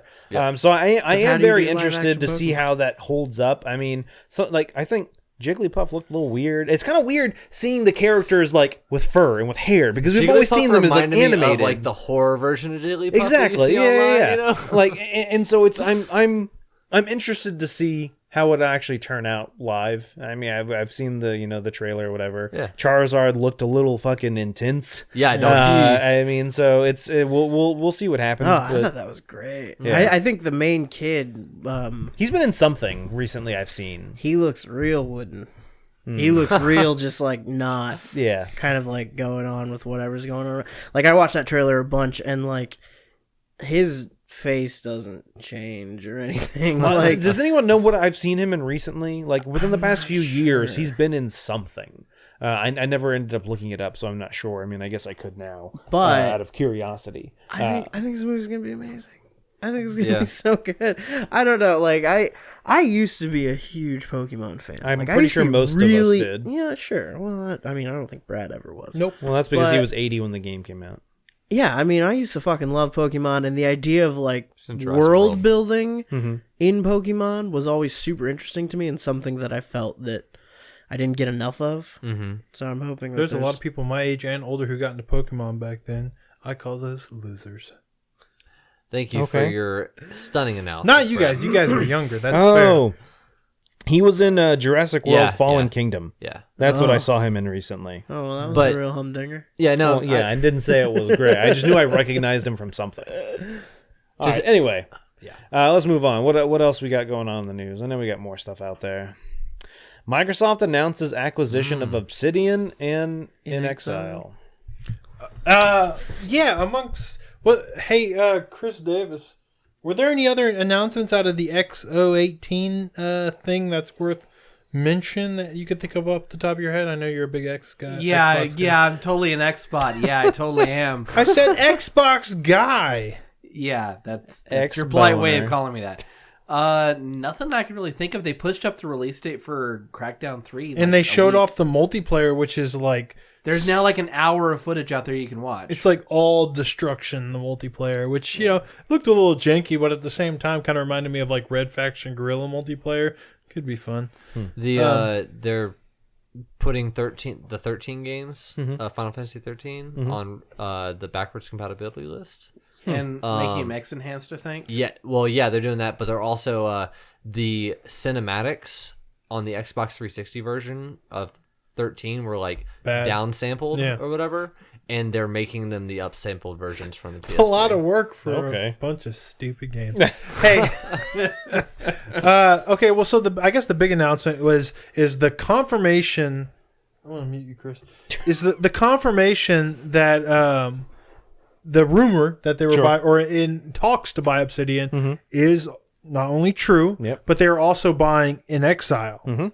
Inxile, you might know them as the developers of Wasteland 2, the recent reboot of Torment, or you know the Planescape Torment like that they made. So this kind of continues Microsoft's latest trend of just if we can't have exclusives or whatever, we're just going to buy exclusives. companies. Okay, yes, and we're going to get them. but this specifically is fucking strange because of where both of these studios are at right now. They're both studios that kind of had rocky histories. They tried to do bigger projects.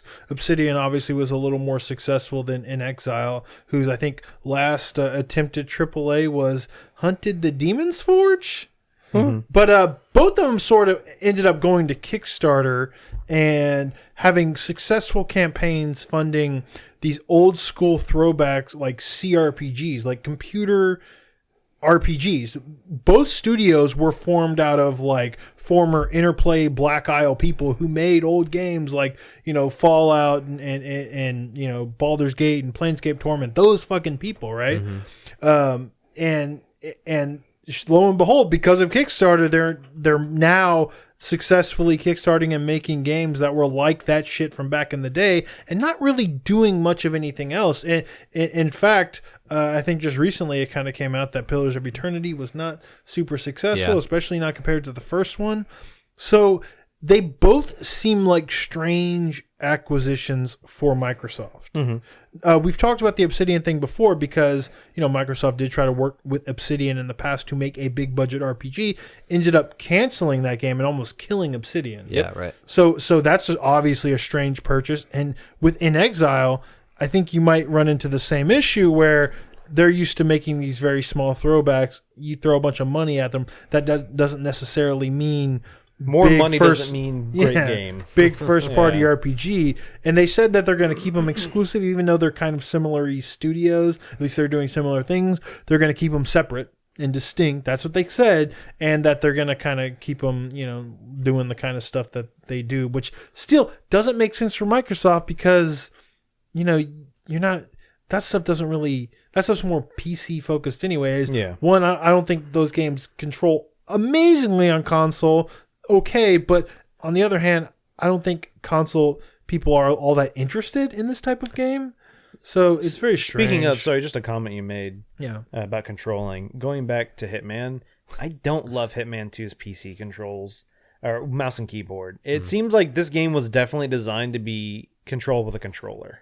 Yeah. Like, so often the game requires you to hit the enter key, which is just, that's not something you do when you're playing a PC game because you have to use your right hand, which means I have to take my hand off the mouse to interact with it. This sounds like a fuck you for the week, Nolan. Kind of. Sorry. Anyway. Yeah. Thank you. But I mean, but I mean, that's pretty much that. They made the purchase. It's somewhat strange. It's nice to see Microsoft buying studios because they do need more interesting first party stuff. It's just these purchases are kind of strange. I think we're gonna see in the next couple years how not it's just going to be a while before we see the effects of all these acquisitions. What their strategy is with these acquisitions, because I think it's kind of unknown a little bit right now what exactly that's. Oh no, 100%. We don't know what they're doing. All we know is all we know is they're buying those studios so they make the money from the games they produce. Right. Yeah. That's all we know. Yeah. We'll see what happens from it, but like I said, I don't think we're going to see the effects of this for several more years. In Inxile has an I believe it was kickstarted, but it was announced they even had trailers for Wasteland 3. I think that's still coming out. Yeah. So I don't know. All right, well, we still got more in the news. A lot of news this week. Sony announces they will not be participating in E3 2019. And Microsoft said today, we will. Yeah, well, yeah. We'll be there. But the funny thing is Sony was, for the longest time, always had the best press conference. Yeah. Now, I will say Microsoft last year did have a pretty good one. But like, not just that, but their presence on the show floor was a big deal. You know, Yeah, that's true. they had always had like I guess the biggest booth with lots of fucking hall. Lots of third-party stuff in there as well. Lots of indie stuff, at least, in years past. So the past couple of years, they've been doing the stuff with the app. And it's been a big deal. They spent a lot of time and money and effort into everything. And 2 years ago, I think, is when they started that app. And it had issues, whatever. Yeah. Last year, they improved on it. The app was actually really efficient about booking stuff. And their booth was also, way more deserted last year than it had ever been. Well, that's because both their booth and their press conference last year are focused more on just their own big first-party titles and not much else, right? Yeah, there wasn't any and VR stuff. Because the first E3 I went to, they had a huge floor just filled with indie titles. Well, I think they've kind of been trending away because they do have their own little conference now where they release stuff, and they No. They canceled PSX also this year. Yeah, they're not even doing that in December. What the fuck is Sony doing? So here's the question. What is the motivation here? Are they really trying to move away from this stuff? Or do maybe with the cancellation of PSX and E3, or do they have a separate, bigger event planned? I'm calling it now. They're going to have their own fucking trade show. It's going to be like a Sony Con? Yeah, like Sony Con, PlayStation Con. They're going to start doing their own thing. Interesting.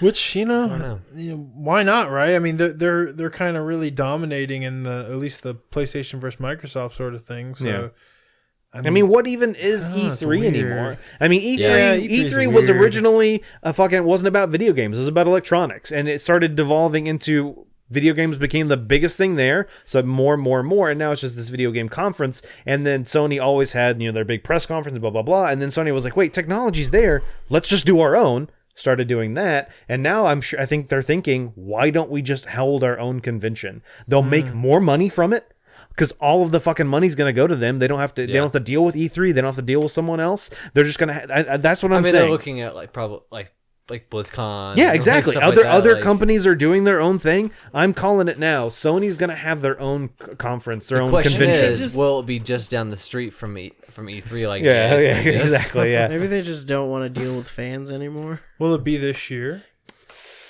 Maybe. It might be later in the year. Maybe. I think they said no offsite stuff at E3 also. So no. They're last year, Microsoft was at LA Live. It's not even going to be a situation like that, from what I understand. Yeah, it's not there. Maybe still a press conference, but they won't even have a booth at E3 or anything like that. I'm saying maybe just a video. Nothing is 100% like a Nintendo right Direct style thing. Yeah. Wow. And the Fortnite booth gets bigger. I will say I fucking hate Nintendo Directs because I think there's zero hype behind them. I mean, there's zero you don't get like the E3 moment. Yeah. From a Nintendo There's no, Direct, like, a big, obviously. like, kind of like, you know, there's God. No. Reggie coming out saying, I'm here to, you know, kick ass and make games or whatever. And you know, showing that Twilight Princess trailer and everybody just losing their minds.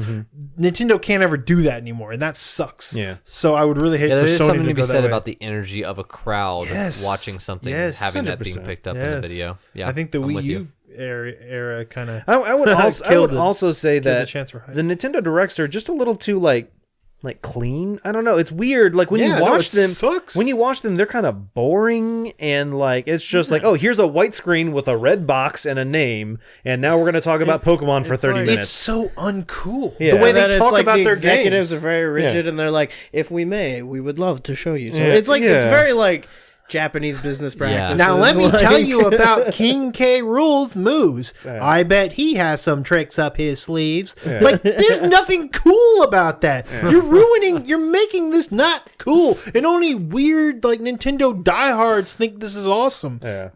Dude, Like honestly, I watched the first couple of Nintendo Directs when they started streaming them. I haven't watched them since. I'll catch the highlights when they're done, but I don't watch them anymore. Just because it's it's not worth my time. Like they're boring. they're overlong. Yeah. I was very They're disappointed. either with extremely the long E3 or one. extremely short. Like, hey, we're gonna do a 30-minute Nintendo Yeah. Direct randomly. Like, And also like there's no build up in like the like they're just like there's rumors, there's leaks, you know, that like a Nintendo Direct will happen soon, you know. all right, let's move on. Do we have any Yeah. more news, Chris Davis? Is that it? That's it. All right, that's it for the Look at news. Samus's new boots. Do you notice something different? I wonder what the bottom of Samus's boot looks like. It's gross. It's I wish you would step on me. All right, let's move on to the community. First thing we're going to talk about when we talk about our lovely community members is our supporter spotlight. Once again, we've talked about him 2 times this month so far. This is the first, so whatever. 15th? Yeah, so this is the third time we've Thursday, talked yeah. about him so far. Dr. Waltz. He's our supporter spotlight for November. He's in chat. Dr. Waltz is in chat every week so far this month, and we love Dr. Waltz. So we ask the supporters. The spotlight gets some questions about some of the games they love, any kind of a game they want to talk about, top 5, stuff like that. So this week we have what is a game that you consider to be underrated that you wish more people would play and why? So Dr. Waltz said, Evergrace on the PS2 from 2000. Ooh, okay. It's an Got a good soundtrack. It's an old action RPG from Software that had a lot of Souls-like mechanics before Demons and Dark Souls were developed. It's interesting to see the gameplay mechanics in an immature form before they were improved to the caliber they are now. I've literally never heard of this game. Yeah, me either. Yeah, Evergrace, Forever Kingdom. It's early PS2 from Software stuff. I was in middle school at the time. I had like 4 games on my PS2. Those games are hard to go back to. Oh yeah, I mean, I can imagine. sorry, they were hard to play back then. And even now they're impossible. Yeah. And also, what is your most cherished gaming-related memory? Dr. Waltz says beating Ozma in Final Fantasy 11. Or sorry, 9. Sorry, 9. For the first time when I was a kid. It's like a super boss. I do not remember that boss fight. Probably one of those ones you play like after. Probably like complete horse shit, that boss. Why? I seem to remember lots of status effects, but maybe I'm thinking of someone else. It's like a Marlboro or whatever. No, I mean this was like a super boss, but yeah. Super boss. It's Okay, well, it's good to know. So let's move on to patrons. We have one new patron this week. Scum Guzzler. Yeah. Is that like into the future? Yeah, thanks, Scum Guzzler. Keeping for it classy. being a patron. We appreciate your patronage. You're gonna fit in just fine. Yeah. Let's move on to some questions from our patrons and supporters. First question this week from Mr. Greentoast. Would you rather go on a murder mystery in a small quiet town or a monster hunt in Egypt? Like real If life? it's a monster hunt in Egypt, I mean, we're talking about a mummy, right? Anubis, maybe, like a kind of like Anubis Egyptian. is a god. So? It's not a monster. It's a god hunt. I mean, he has How do the you head of hunt a a dog, god? right? So like that's a monster-ish. Yeah. Guys, What's the one with the eagle on his head? Ra. Ra, yeah. Ra. The sun god, Yes, thank you. the bringer of light. Yeah, him. Yeah, you're gonna hunt him. Yeah. Then who's gonna bring the sun every day? Dude, just hunt him at nighttime. Oof. when he's on the other side of the planet. I'm gonna go with Murder murder mystery. mystery in a Yeah. small town Oh because my god! in a small town nothing is ever as it seems. Oh my god! yes. DTH just like imagine a Monster Hunter game with like an Egypt setting. That'd be so sick. That'd be interesting. That'd be pretty cool. Yeah. Wow. I will Murder agree. mystery. I'm going with murder mystery. That's cool. Murder mystery. That kind Yeah. of that makes me think of like escape rooms and stuff like that. Yeah, I yeah. kind of like that. I like the solving of the puzzle and trying to find the clues and figure out what's going on. Who done it of it Exactly. All right. Next question from B Rice. House of Torment does escape rooms now. Did you know that? I did not know Really? that. Yeah. That's I bet cool. those are and fucked up. They're probably scary as fuck. Yeah, I went to House of Torment a couple weeks ago, and it was pretty intense. With Henry? Well, no, Nana had him. He's just holding the okay. baby. Please take my son. B Rice asks, "What's y'all's favorite brew pub in Austin?" Brew. Brew pub, brewery, whatever you want. This word. Alamo brew- Draft brew- House because you get to watch a movie and eat fried pickles. But they don't about brew. drinks? I don't drink the beer. That's not Pine House Pizza. That's my only answer. is pretty good. Yeah. Pine House Pizza has pretty good pizza. Their electric jellyfish IPA is pretty good. ABGB has like pretty good food, pretty good beer, but not like fantastic beer. Yeah. But it's like they got this huge plot of land over in Southwest Austin. Yeah. Lazarus Brewing has really great tacos as well as pretty good beer. Yeah. There was a This guy. Where can I get a I nice drink a stout lot of beer, IPA? guys. Stop it, Brad. Stop it. There's a place up in Georgetown called Monument Cafe, and they used to have like a beer garden like attached to Yeah. it, but they like closed it. And it's Biergarten? yeah, beer garden. There's a yeah. place called Whippin', Whippin'. down on On 35 35? in Oltorf. Dude, And- that place is pretty neat, but I can't go there without like getting into some kind of run-in with somebody. Like the people who go there are just fucking weird. Yeah. Man. They're interesting, but it's like beer, and then they also serve Indian food That's cool. in the restaurant. So I will say this is not like the best place in the world, but right next to my work is a little Woodrow's. Nothing Yeah. fancy. It's a bar. They don't serve food. It's just alcohol. They don't have a food license, but they have a deal with like a Boston. I forget their name. Something next to, like 2 doors down, and you order food from them, and they just walk it over.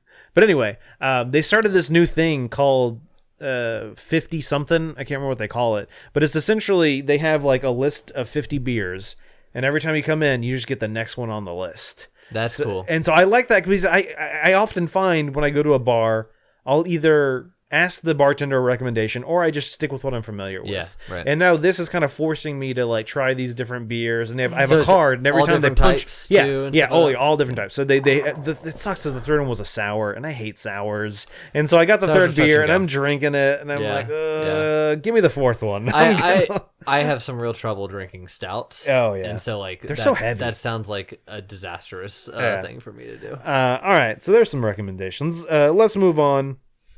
Fuzzy Turd. What makes a good video game remake? Keeping everything mostly identical to the original, aside from monetization and obvious quality of life improvements, or a remake that takes creative liberties? Depends on the game. So some games are like much more in need of like much more significant overhauls, or even like a new, like, you know, reinvention or you know, a new interpretation or whatever. And some have like such a good core that all you really want is to be more like modernized and like friendly. What do you think of an example of that? Well, so Phantom Dust is a remake, or is a like re-release that probably could have used more actual love and like attention. well, yeah, well, Like someone doing was something. making that, but that got canceled. Well, sure.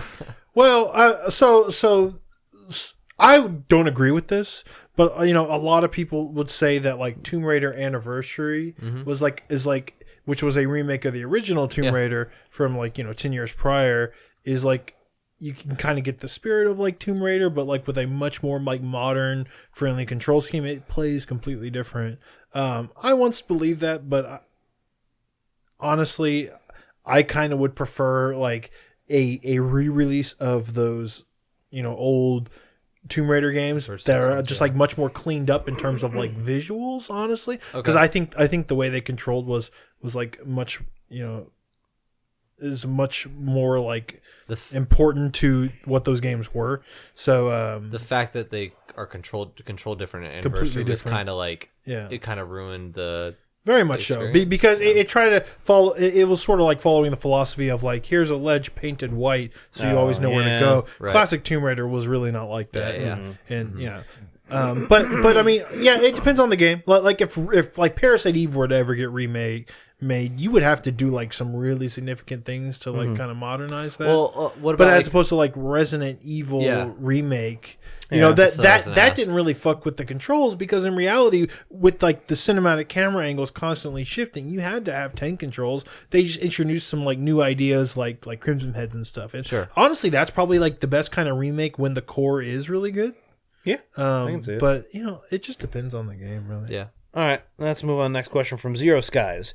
What is your favorite meal or kind of food, and how long do you think you could eat it for every meal before hating it? Oh, that's tough. Man. Kind of food. I don't know if there's anything I just eat. Like, depends on what I'm in the mood steak? for. Like, depends on. You got to give a I feel budget, like I though, could right? eat steak all so the yeah, time. that's the thing. So yeah, I agree with you. I love steak, and I probably could eat it every meal, but I'm not going to because steak's fucking expensive, and so I'm not going to go out. I'm just assuming that we have an infinite money. Oh, No. See, that ruins it, though. Right? Yeah. That ruins it. I think like reasonable. You don't want to spend over. But for me, it's not even about that. It's more like my favorite dishes are dishes that aren't really good for you. Like a really good pizza fettuccine or like- Alfredo. Yeah. Dude, I could fucking eat that every meal, but that's horrible for Sure, you but- to eat But that no, but every if you meal. eat doesn't that matter. every That's in the spirit of meal, the question, then you're though. gonna hate it like very fast because that's so rich and like Yeah. the taste. But is see, just I think they gonna- want to know your favorite food that is. But no, but bad that's what for I'm you. saying is I honestly think some good fettuccine, Alfredo with chicken and some broccoli. Dude, you fucking put a little Parmesan on that. Yeah, I can't go wrong, dude. I could probably eat that every meal. I don't think I would get sick of it. I love that. I think it's one of the reasons is All right, it's we're because I ate testing that. this. I ate that a lot Nolan? in college because it was pretty cheap. Yeah, right. All those ingredients are fairly cheap, and you put it together, and that is a fucking calorie-rich, dense meal, and it's good. You're good to go. Fettuccine Alfredo. It's just fancy mac and chease. I have a weakness. Yes, it is. I have a weakness. I like macaroni and cheese. I have a weakness for Chinese food, but also like kind of anything fried. Yeah. Dude. Fried mac and cheese. With mac and cheese. Like give me some. fried chicken. I'm very picky about my fried mac chicken. and cheese. A lot I of could people fuck probably it eat up. fried chicken. So hold on, every day. DTH in chat says, Fried "Wait, chicken. Nolan, put more cheese on a thing with cheese already? Are you kidding me? Oh. I'm the person Oh, who when but I go to a it's- restaurant it's and a they bring different out kind of they bring out cheese. the fresh grated cheese and they're like, say when, and like they think I didn't understand them because they're like, just say when you want me to stop. And I'm like, don't oh. even grade it. Give me You're the like, block. I'm with you. like, I got you. Keep cranking. You might as well just unscrew it and turn it upside down. On Just this leave thing. the cheese, man. You can no just... man can subsist on one type of cheese alone. I mean, Dude, I ended up buying my own like cheese grater. Like I'll like do Yeah. like I fucking love cheese. Yeah. Like cheese is like the I saw a GIF online the other day of like a little like 2-year-old who like opened the fridge and took out a block of cheese and was just eating it. And I was like, yeah, you'd go for it, man. That's me. I'm right there with living you. your best life. Yeah. Fried chicken. Fried chicken's chicken's good. Yeah, fried really chicken, good. Dude, some good fucking chicken Pizza? fingers and some French fries. Once again, horrible for you to eat a bunch of fried food every That's meal. not part of the question. Man, there's no such thing as bad pizza, but good pizza, like good pizza. No. Like you guys have never had good pizza, good pizza. Holy shit! All right, next question from Mad Spooks. Have you ever had a game's experience ruined by losing a save?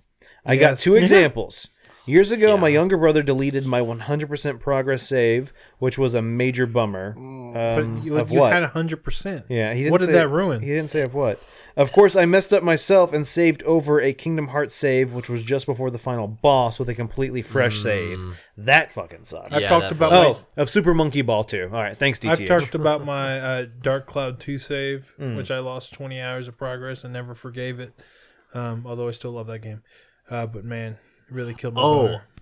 I know one. It wasn't on purpose, but I was playing Virtue's Last Reward, that Zero Escape game, and it froze on me like at the very late in the game, and then I had to reset, and so I had to go through the talking portions of that game over again, and you couldn't fast forward it because I hadn't seen that part yet. You know, That sucks. So I basically like threw it on the table and let it run its thing while. Did you ever finish it though? Oh yeah, no, I played all 3 of those games and loved them.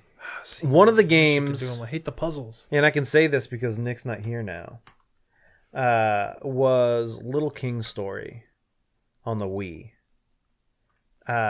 What happened was, when Nick and I lived together, he decided he wanted to trade in his Wii, but he traded in mine on accident. Yeah, I remember that. And I was so mad. I lost everything. I don't remember everything that was on there. He ended up finding his Wii in his closet, and he's like, "Oh, I guess I traded in yours." And so he gave it to me. So that Wii right there is actually Nick's. Those were tense times. Fucking Nick. Wow. Yeah, he's not here to defend himself.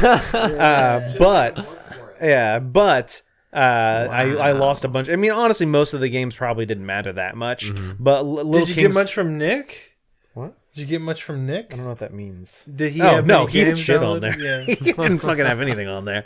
But yeah, so I lost my Little King Story save, so I never got to finish it. And then I picked it back up when it came up on PC, but I never got very far into it. But yeah, so I lost a lot of saves. I just don't remember what they all were. Fucking Nick. It was an honest mistake. I mean, I think the Wii was because we shared the apartment. It was in the living room, and I think we remember would. you saying that when it happened. Yeah, I didn't like die or anything. I was just like, that sucks. Anyway, that's so we actually do have one question in Discord. Little King's Story's on PC now. Yeah, no, that's what I was saying. I picked it up on PC. The port is not amazing. Yeah, I heard that. And so I Gotta be played. better than a Wii game. No, it definitely looks a lot better. It runs a lot smoother. It's just a little bit finicky, and I just never got around to finishing it on PC. Yeah, it's on PC, Zlade, Little King Story. So we have one question from a supporter in Discord. I think it's a question for tonight. It wasn't like worded as one, but it's a question. So we'll talk about it. He says it's from Thorax. Which pair of you would be best described to have a Superman/Batman relationship? A deep respect for one another, but firm, distinct perspectives of video game design and philosophy. Dude, I think that's like almost all of us. I think it doesn't present very well, but I think Brad and Crispy actually really like each other and like each other's opinions. But like on this podcast, you guys argue. I'm the Joker and fight all the time.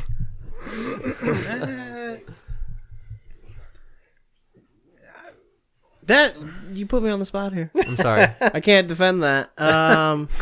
No, yeah, I think I think Brad's a bully, and it's my job. I mean, to that's fight. definitely true. like a recommendation bully. Quit bullying me with video games, Brad.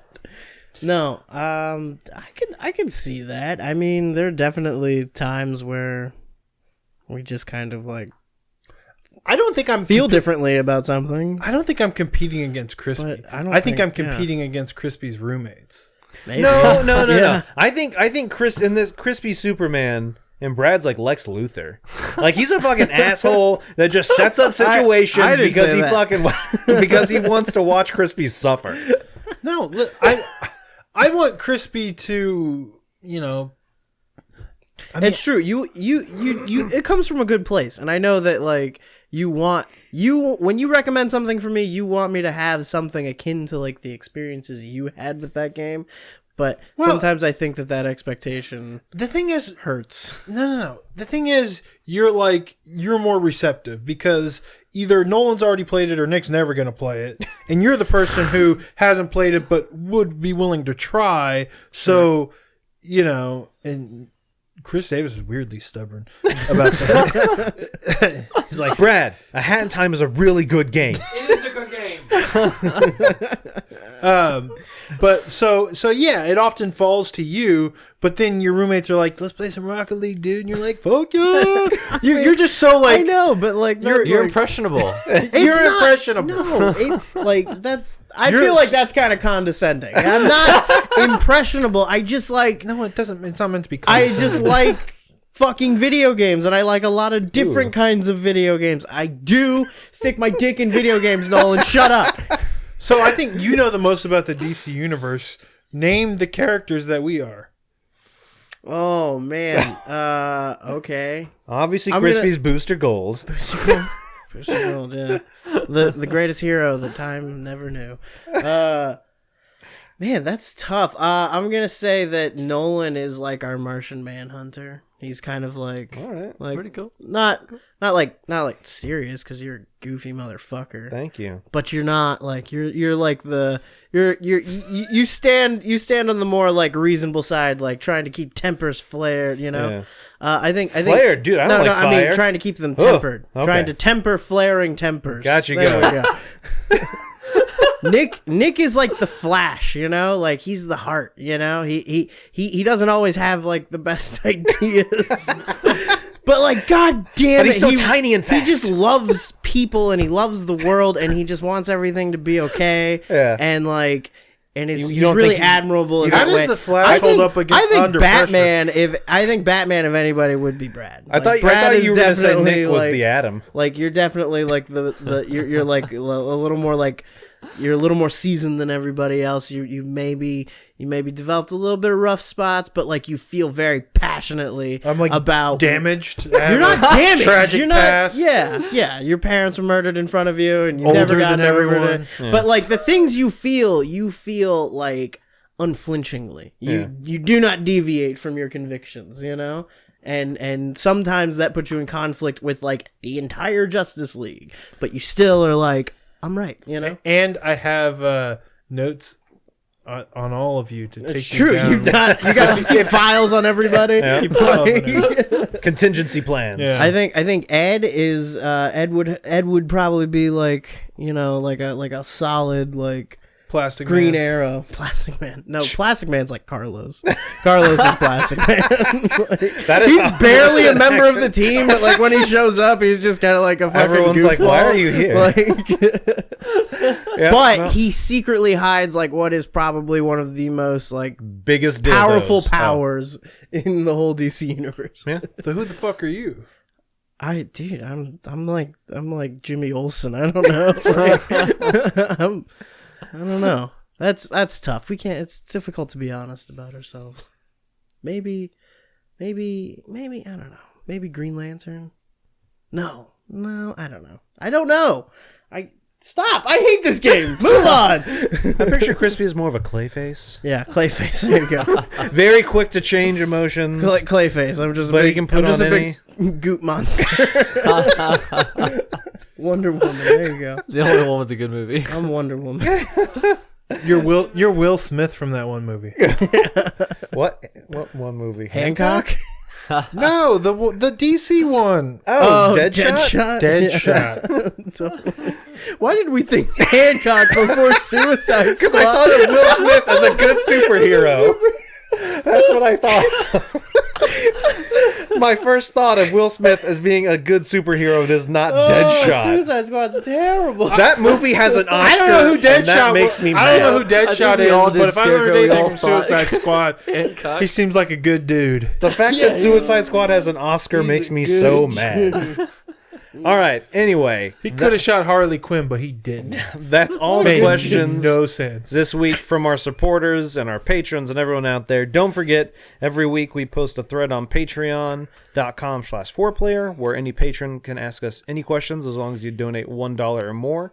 And also we have a supporters channel in our Discord where anyone who is a supporter on Twitch can ask us any question you want, and we'll read them on the show. Also, don't forget, when you ask us questions there, you were entered in to win a game in the next month. And like I had said, with Dr. Waltz being our supporter spotlight, every month we'll have pick a new one of those. So if you're a supporter, you get a chance to be that supporter spotlight and get to know you a little bit better, our community. So I think that's it for that. Let's move on to the 4-player minute. What's the 4-player minute, Brad? It's the time of the show where we share our personal hype, sweat, fuck you, and thank you of the week. Wow, he just like answered the question. Yeah. Well, Nick's not here. I feel compelled. I don't know. Also, If you were Nick, I'd be fucking with you. also, thanks for the reminder about what it is. Yeah. My hype and sweat for this week are the same thing for the same reasons, sort of. It's Smash Brothers Ultimate. I've been watching videos online about like what tiers people, Zero thinks certain characters are, which means I'm already going down the bad path. It means I'm getting excited for the game, side. but it means I'm already heading towards the dark side because I do not need to be looking up what the pros think about characters. I'm going to get too obsessed and it's going to go bad. It always goes bad. It started happening with the last Smash Brothers game, and I was staying up till 5 o'clock in the morning playing random assholes online. I can't do that anymore, but that is when I'm interested in a fighting game, that's the only way I understand how to enjoy it. That's how I enjoy fighting games, and I'm scared. But Zero came out himself. He's like the most winningest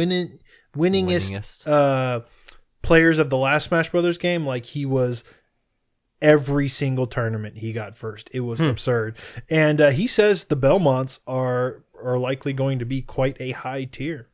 I thought they were going to be bad. He says they're going to be pretty good. Also, Young Link is apparently like the best in the game. Anyways, my fuck you, I'm going to give it to Blizzard for, all these fucking remasters and shit. Where's my Diablo 2 remaster? Give me a Diablo 2 pre 1.10. No synergies, no rune words. Back when a wind force meant something. You know what I'm talking about? Give me my Diablo 2 remaster. Actually, don't do that. That's dangerous. And my thank you this week goes to Nolan because he owns Hitman 2 on Steam, and I don't think he's going to be playing it tomorrow night during my stream. Probably not. So maybe I'll be able to stream some Hitman 2 tomorrow night. I think you can. Thank you, Nolan. Thank you. You're my thank you for the week. Download it sooner than later. Okay. I thought I downloaded it, but now after hearing what you said, I'm not so sure. All right, my hype this week is for Detective Pikachu. Ooh. I can't help it, man. Yeah. I've watched that trailer like 24 times already. My sweat is for Red Dead because, like you guys, I was kind of just, moseying through. Yeah. And, like, around Chapter 4, the story starts. Really? And things, like, kind of start picking up. Yeah, like, I can't tell you anything about, like, where I am or what I'm doing right That's now. fine. But, like... Please don't. Can I ask you a quick Did question? not expect that. Can I ask you a quick question? What's up? If I start playing Red Dead, No. should I or what is a good time? I kind of want to shotgun the story into a good stopping point. What do y'all think that is? I have no idea. What do you mean? Like a just stopping point do to straight just, like, go story do and stuff? then kind of start doing side stuff, or Yeah, is there any you get the wingsuit Get after to- this story mission? So fucking I would say Yeah. I would Yeah. say a big one is Chapter 2, the mission with John that upgrades your Deadeye, and then there's a couple of things. So this is the kind of tricky thing, and I don't want to spend too long on this because it's 4-player minute. There's a couple of things that definitely get to the second location that your camp's at. Play until you get there, because there are some missions there that unlock shit in the world. There definitely are things that the game kind of gates behind Are you story. talking about? Yeah, You're I talking mean- about past the second place after you leave the mountains, right? Yes. Yeah. Yeah, I would almost even say, like, get to the beginning of Chapter 4. okay. Like I mean, you said a they good- keep giving you stuff. And like I Yeah. said, like, I'm in Chapter 5 now, and I still have not gone anywhere near Blackwater or South, So Could the game get hard for me to progress if I don't do think any so. open stuff? I don't think so. Or I guess that's not really the Rockstar way, right? No, Yeah, I no. mean, I think Deadeye is like kind of the most immediately helpful for making the game easier or whatever. All right, I'll do that, or I'll aim to do that, but I'll let it be kind of organic. If I get some sort of wanderlust, Dude, I mean, it's I'll go for it. But it's Just you're experience not the game how you want to. You Yeah, know? you're Yeah. not. There Well- hasn't been a lot of blocking yourself out of shit that I've seen. Yeah. So it's kind of just play, at your leisure. I guess. how I want to is to go, move into a hotel for a week, and Yeah. that's how Lock I want yourself to in a- yeah. play Red Dead. But It kind of feels that way, So I guess my sweat with that, which I hadn't fully elaborated, was that now I feel like things are moving quicker, Crispy, and I this don't know minute's how many. going so long. I don't. Thank you. And I don't know how many chapters there are in the game. I know there's at least 6. Yeah. I have no idea. Epilogue. Okay, so I'm And like, the epilogue is like 8 hours. yeah, I'm like getting, I'm my story progress is just over 50%. So but actually, it's probably a lot more now because I do a lot of missions. But my fuck you for the week. I'm just gonna give it to any of those hypothetical people out there who were like really shitty about Destiny, but then got like really excited about Fallout 76. Like, fuck you, I guess, because they're basically kind of the same thing, but Destiny's really like better, like done it better. And Fallout 76 is kind of a bad idea. It's been implemented very poorly, and Good idea, bad execution. I don't even think it's a good idea, man. Well, I don't think. No. Bethesda game is a but good their idea. vision of like what a multiplayer Fallout would look like is not a good one. You guys see that someone Like hacked? isn't like what they think is codes? good about multiplayer Fallout, like what they think I would want to be sharing with other people in Fallout is not good, you know?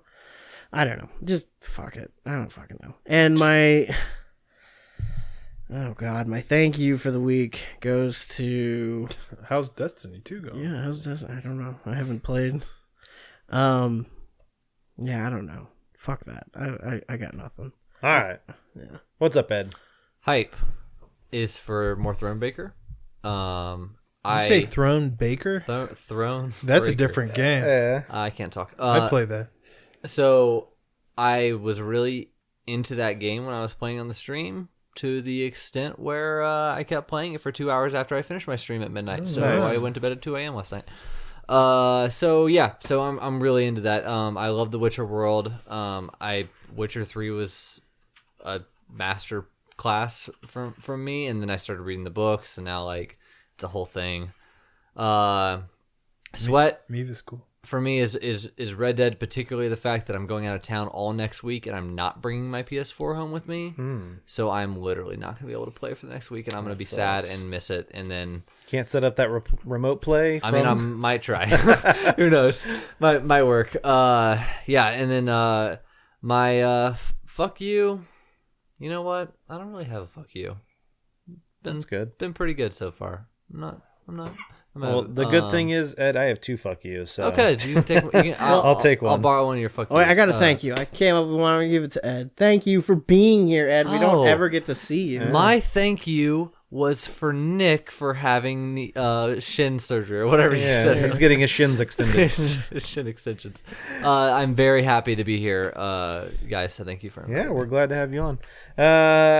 Sorry, my 4-player minute starts now. My hype is for PlayStation VR. Dude, I've been playing it more lately with Tetris Effect and Astro Bot, and goddamn, I am so glad I bought that thing. It was one of those situations where when I originally bought it, I got the big hype, and there was only a few games I played for it. But then it kind of fell off, but then more stuff came out, and it's also every time I have friends over, and I'm like, dude, you gotta check this out. Super like, hot VR. You just play it. I promise you. It might seem like kind of weird, but as soon as you're in it, dude, you don't want to get out of it.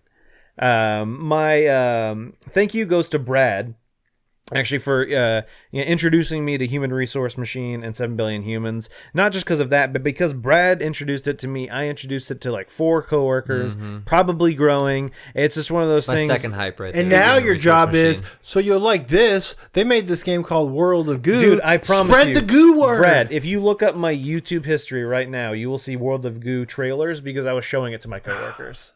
I was showing it to them because I was like, hey, if you like this, they also created these other games too. All right, so my first fuck you is going to go to Bethesda for Fallout 76. It's just a clusterfuck of everything that's going on. I ended up canceling my pre-order of it after the beta. I just did not gel with me. I didn't want to continue with it.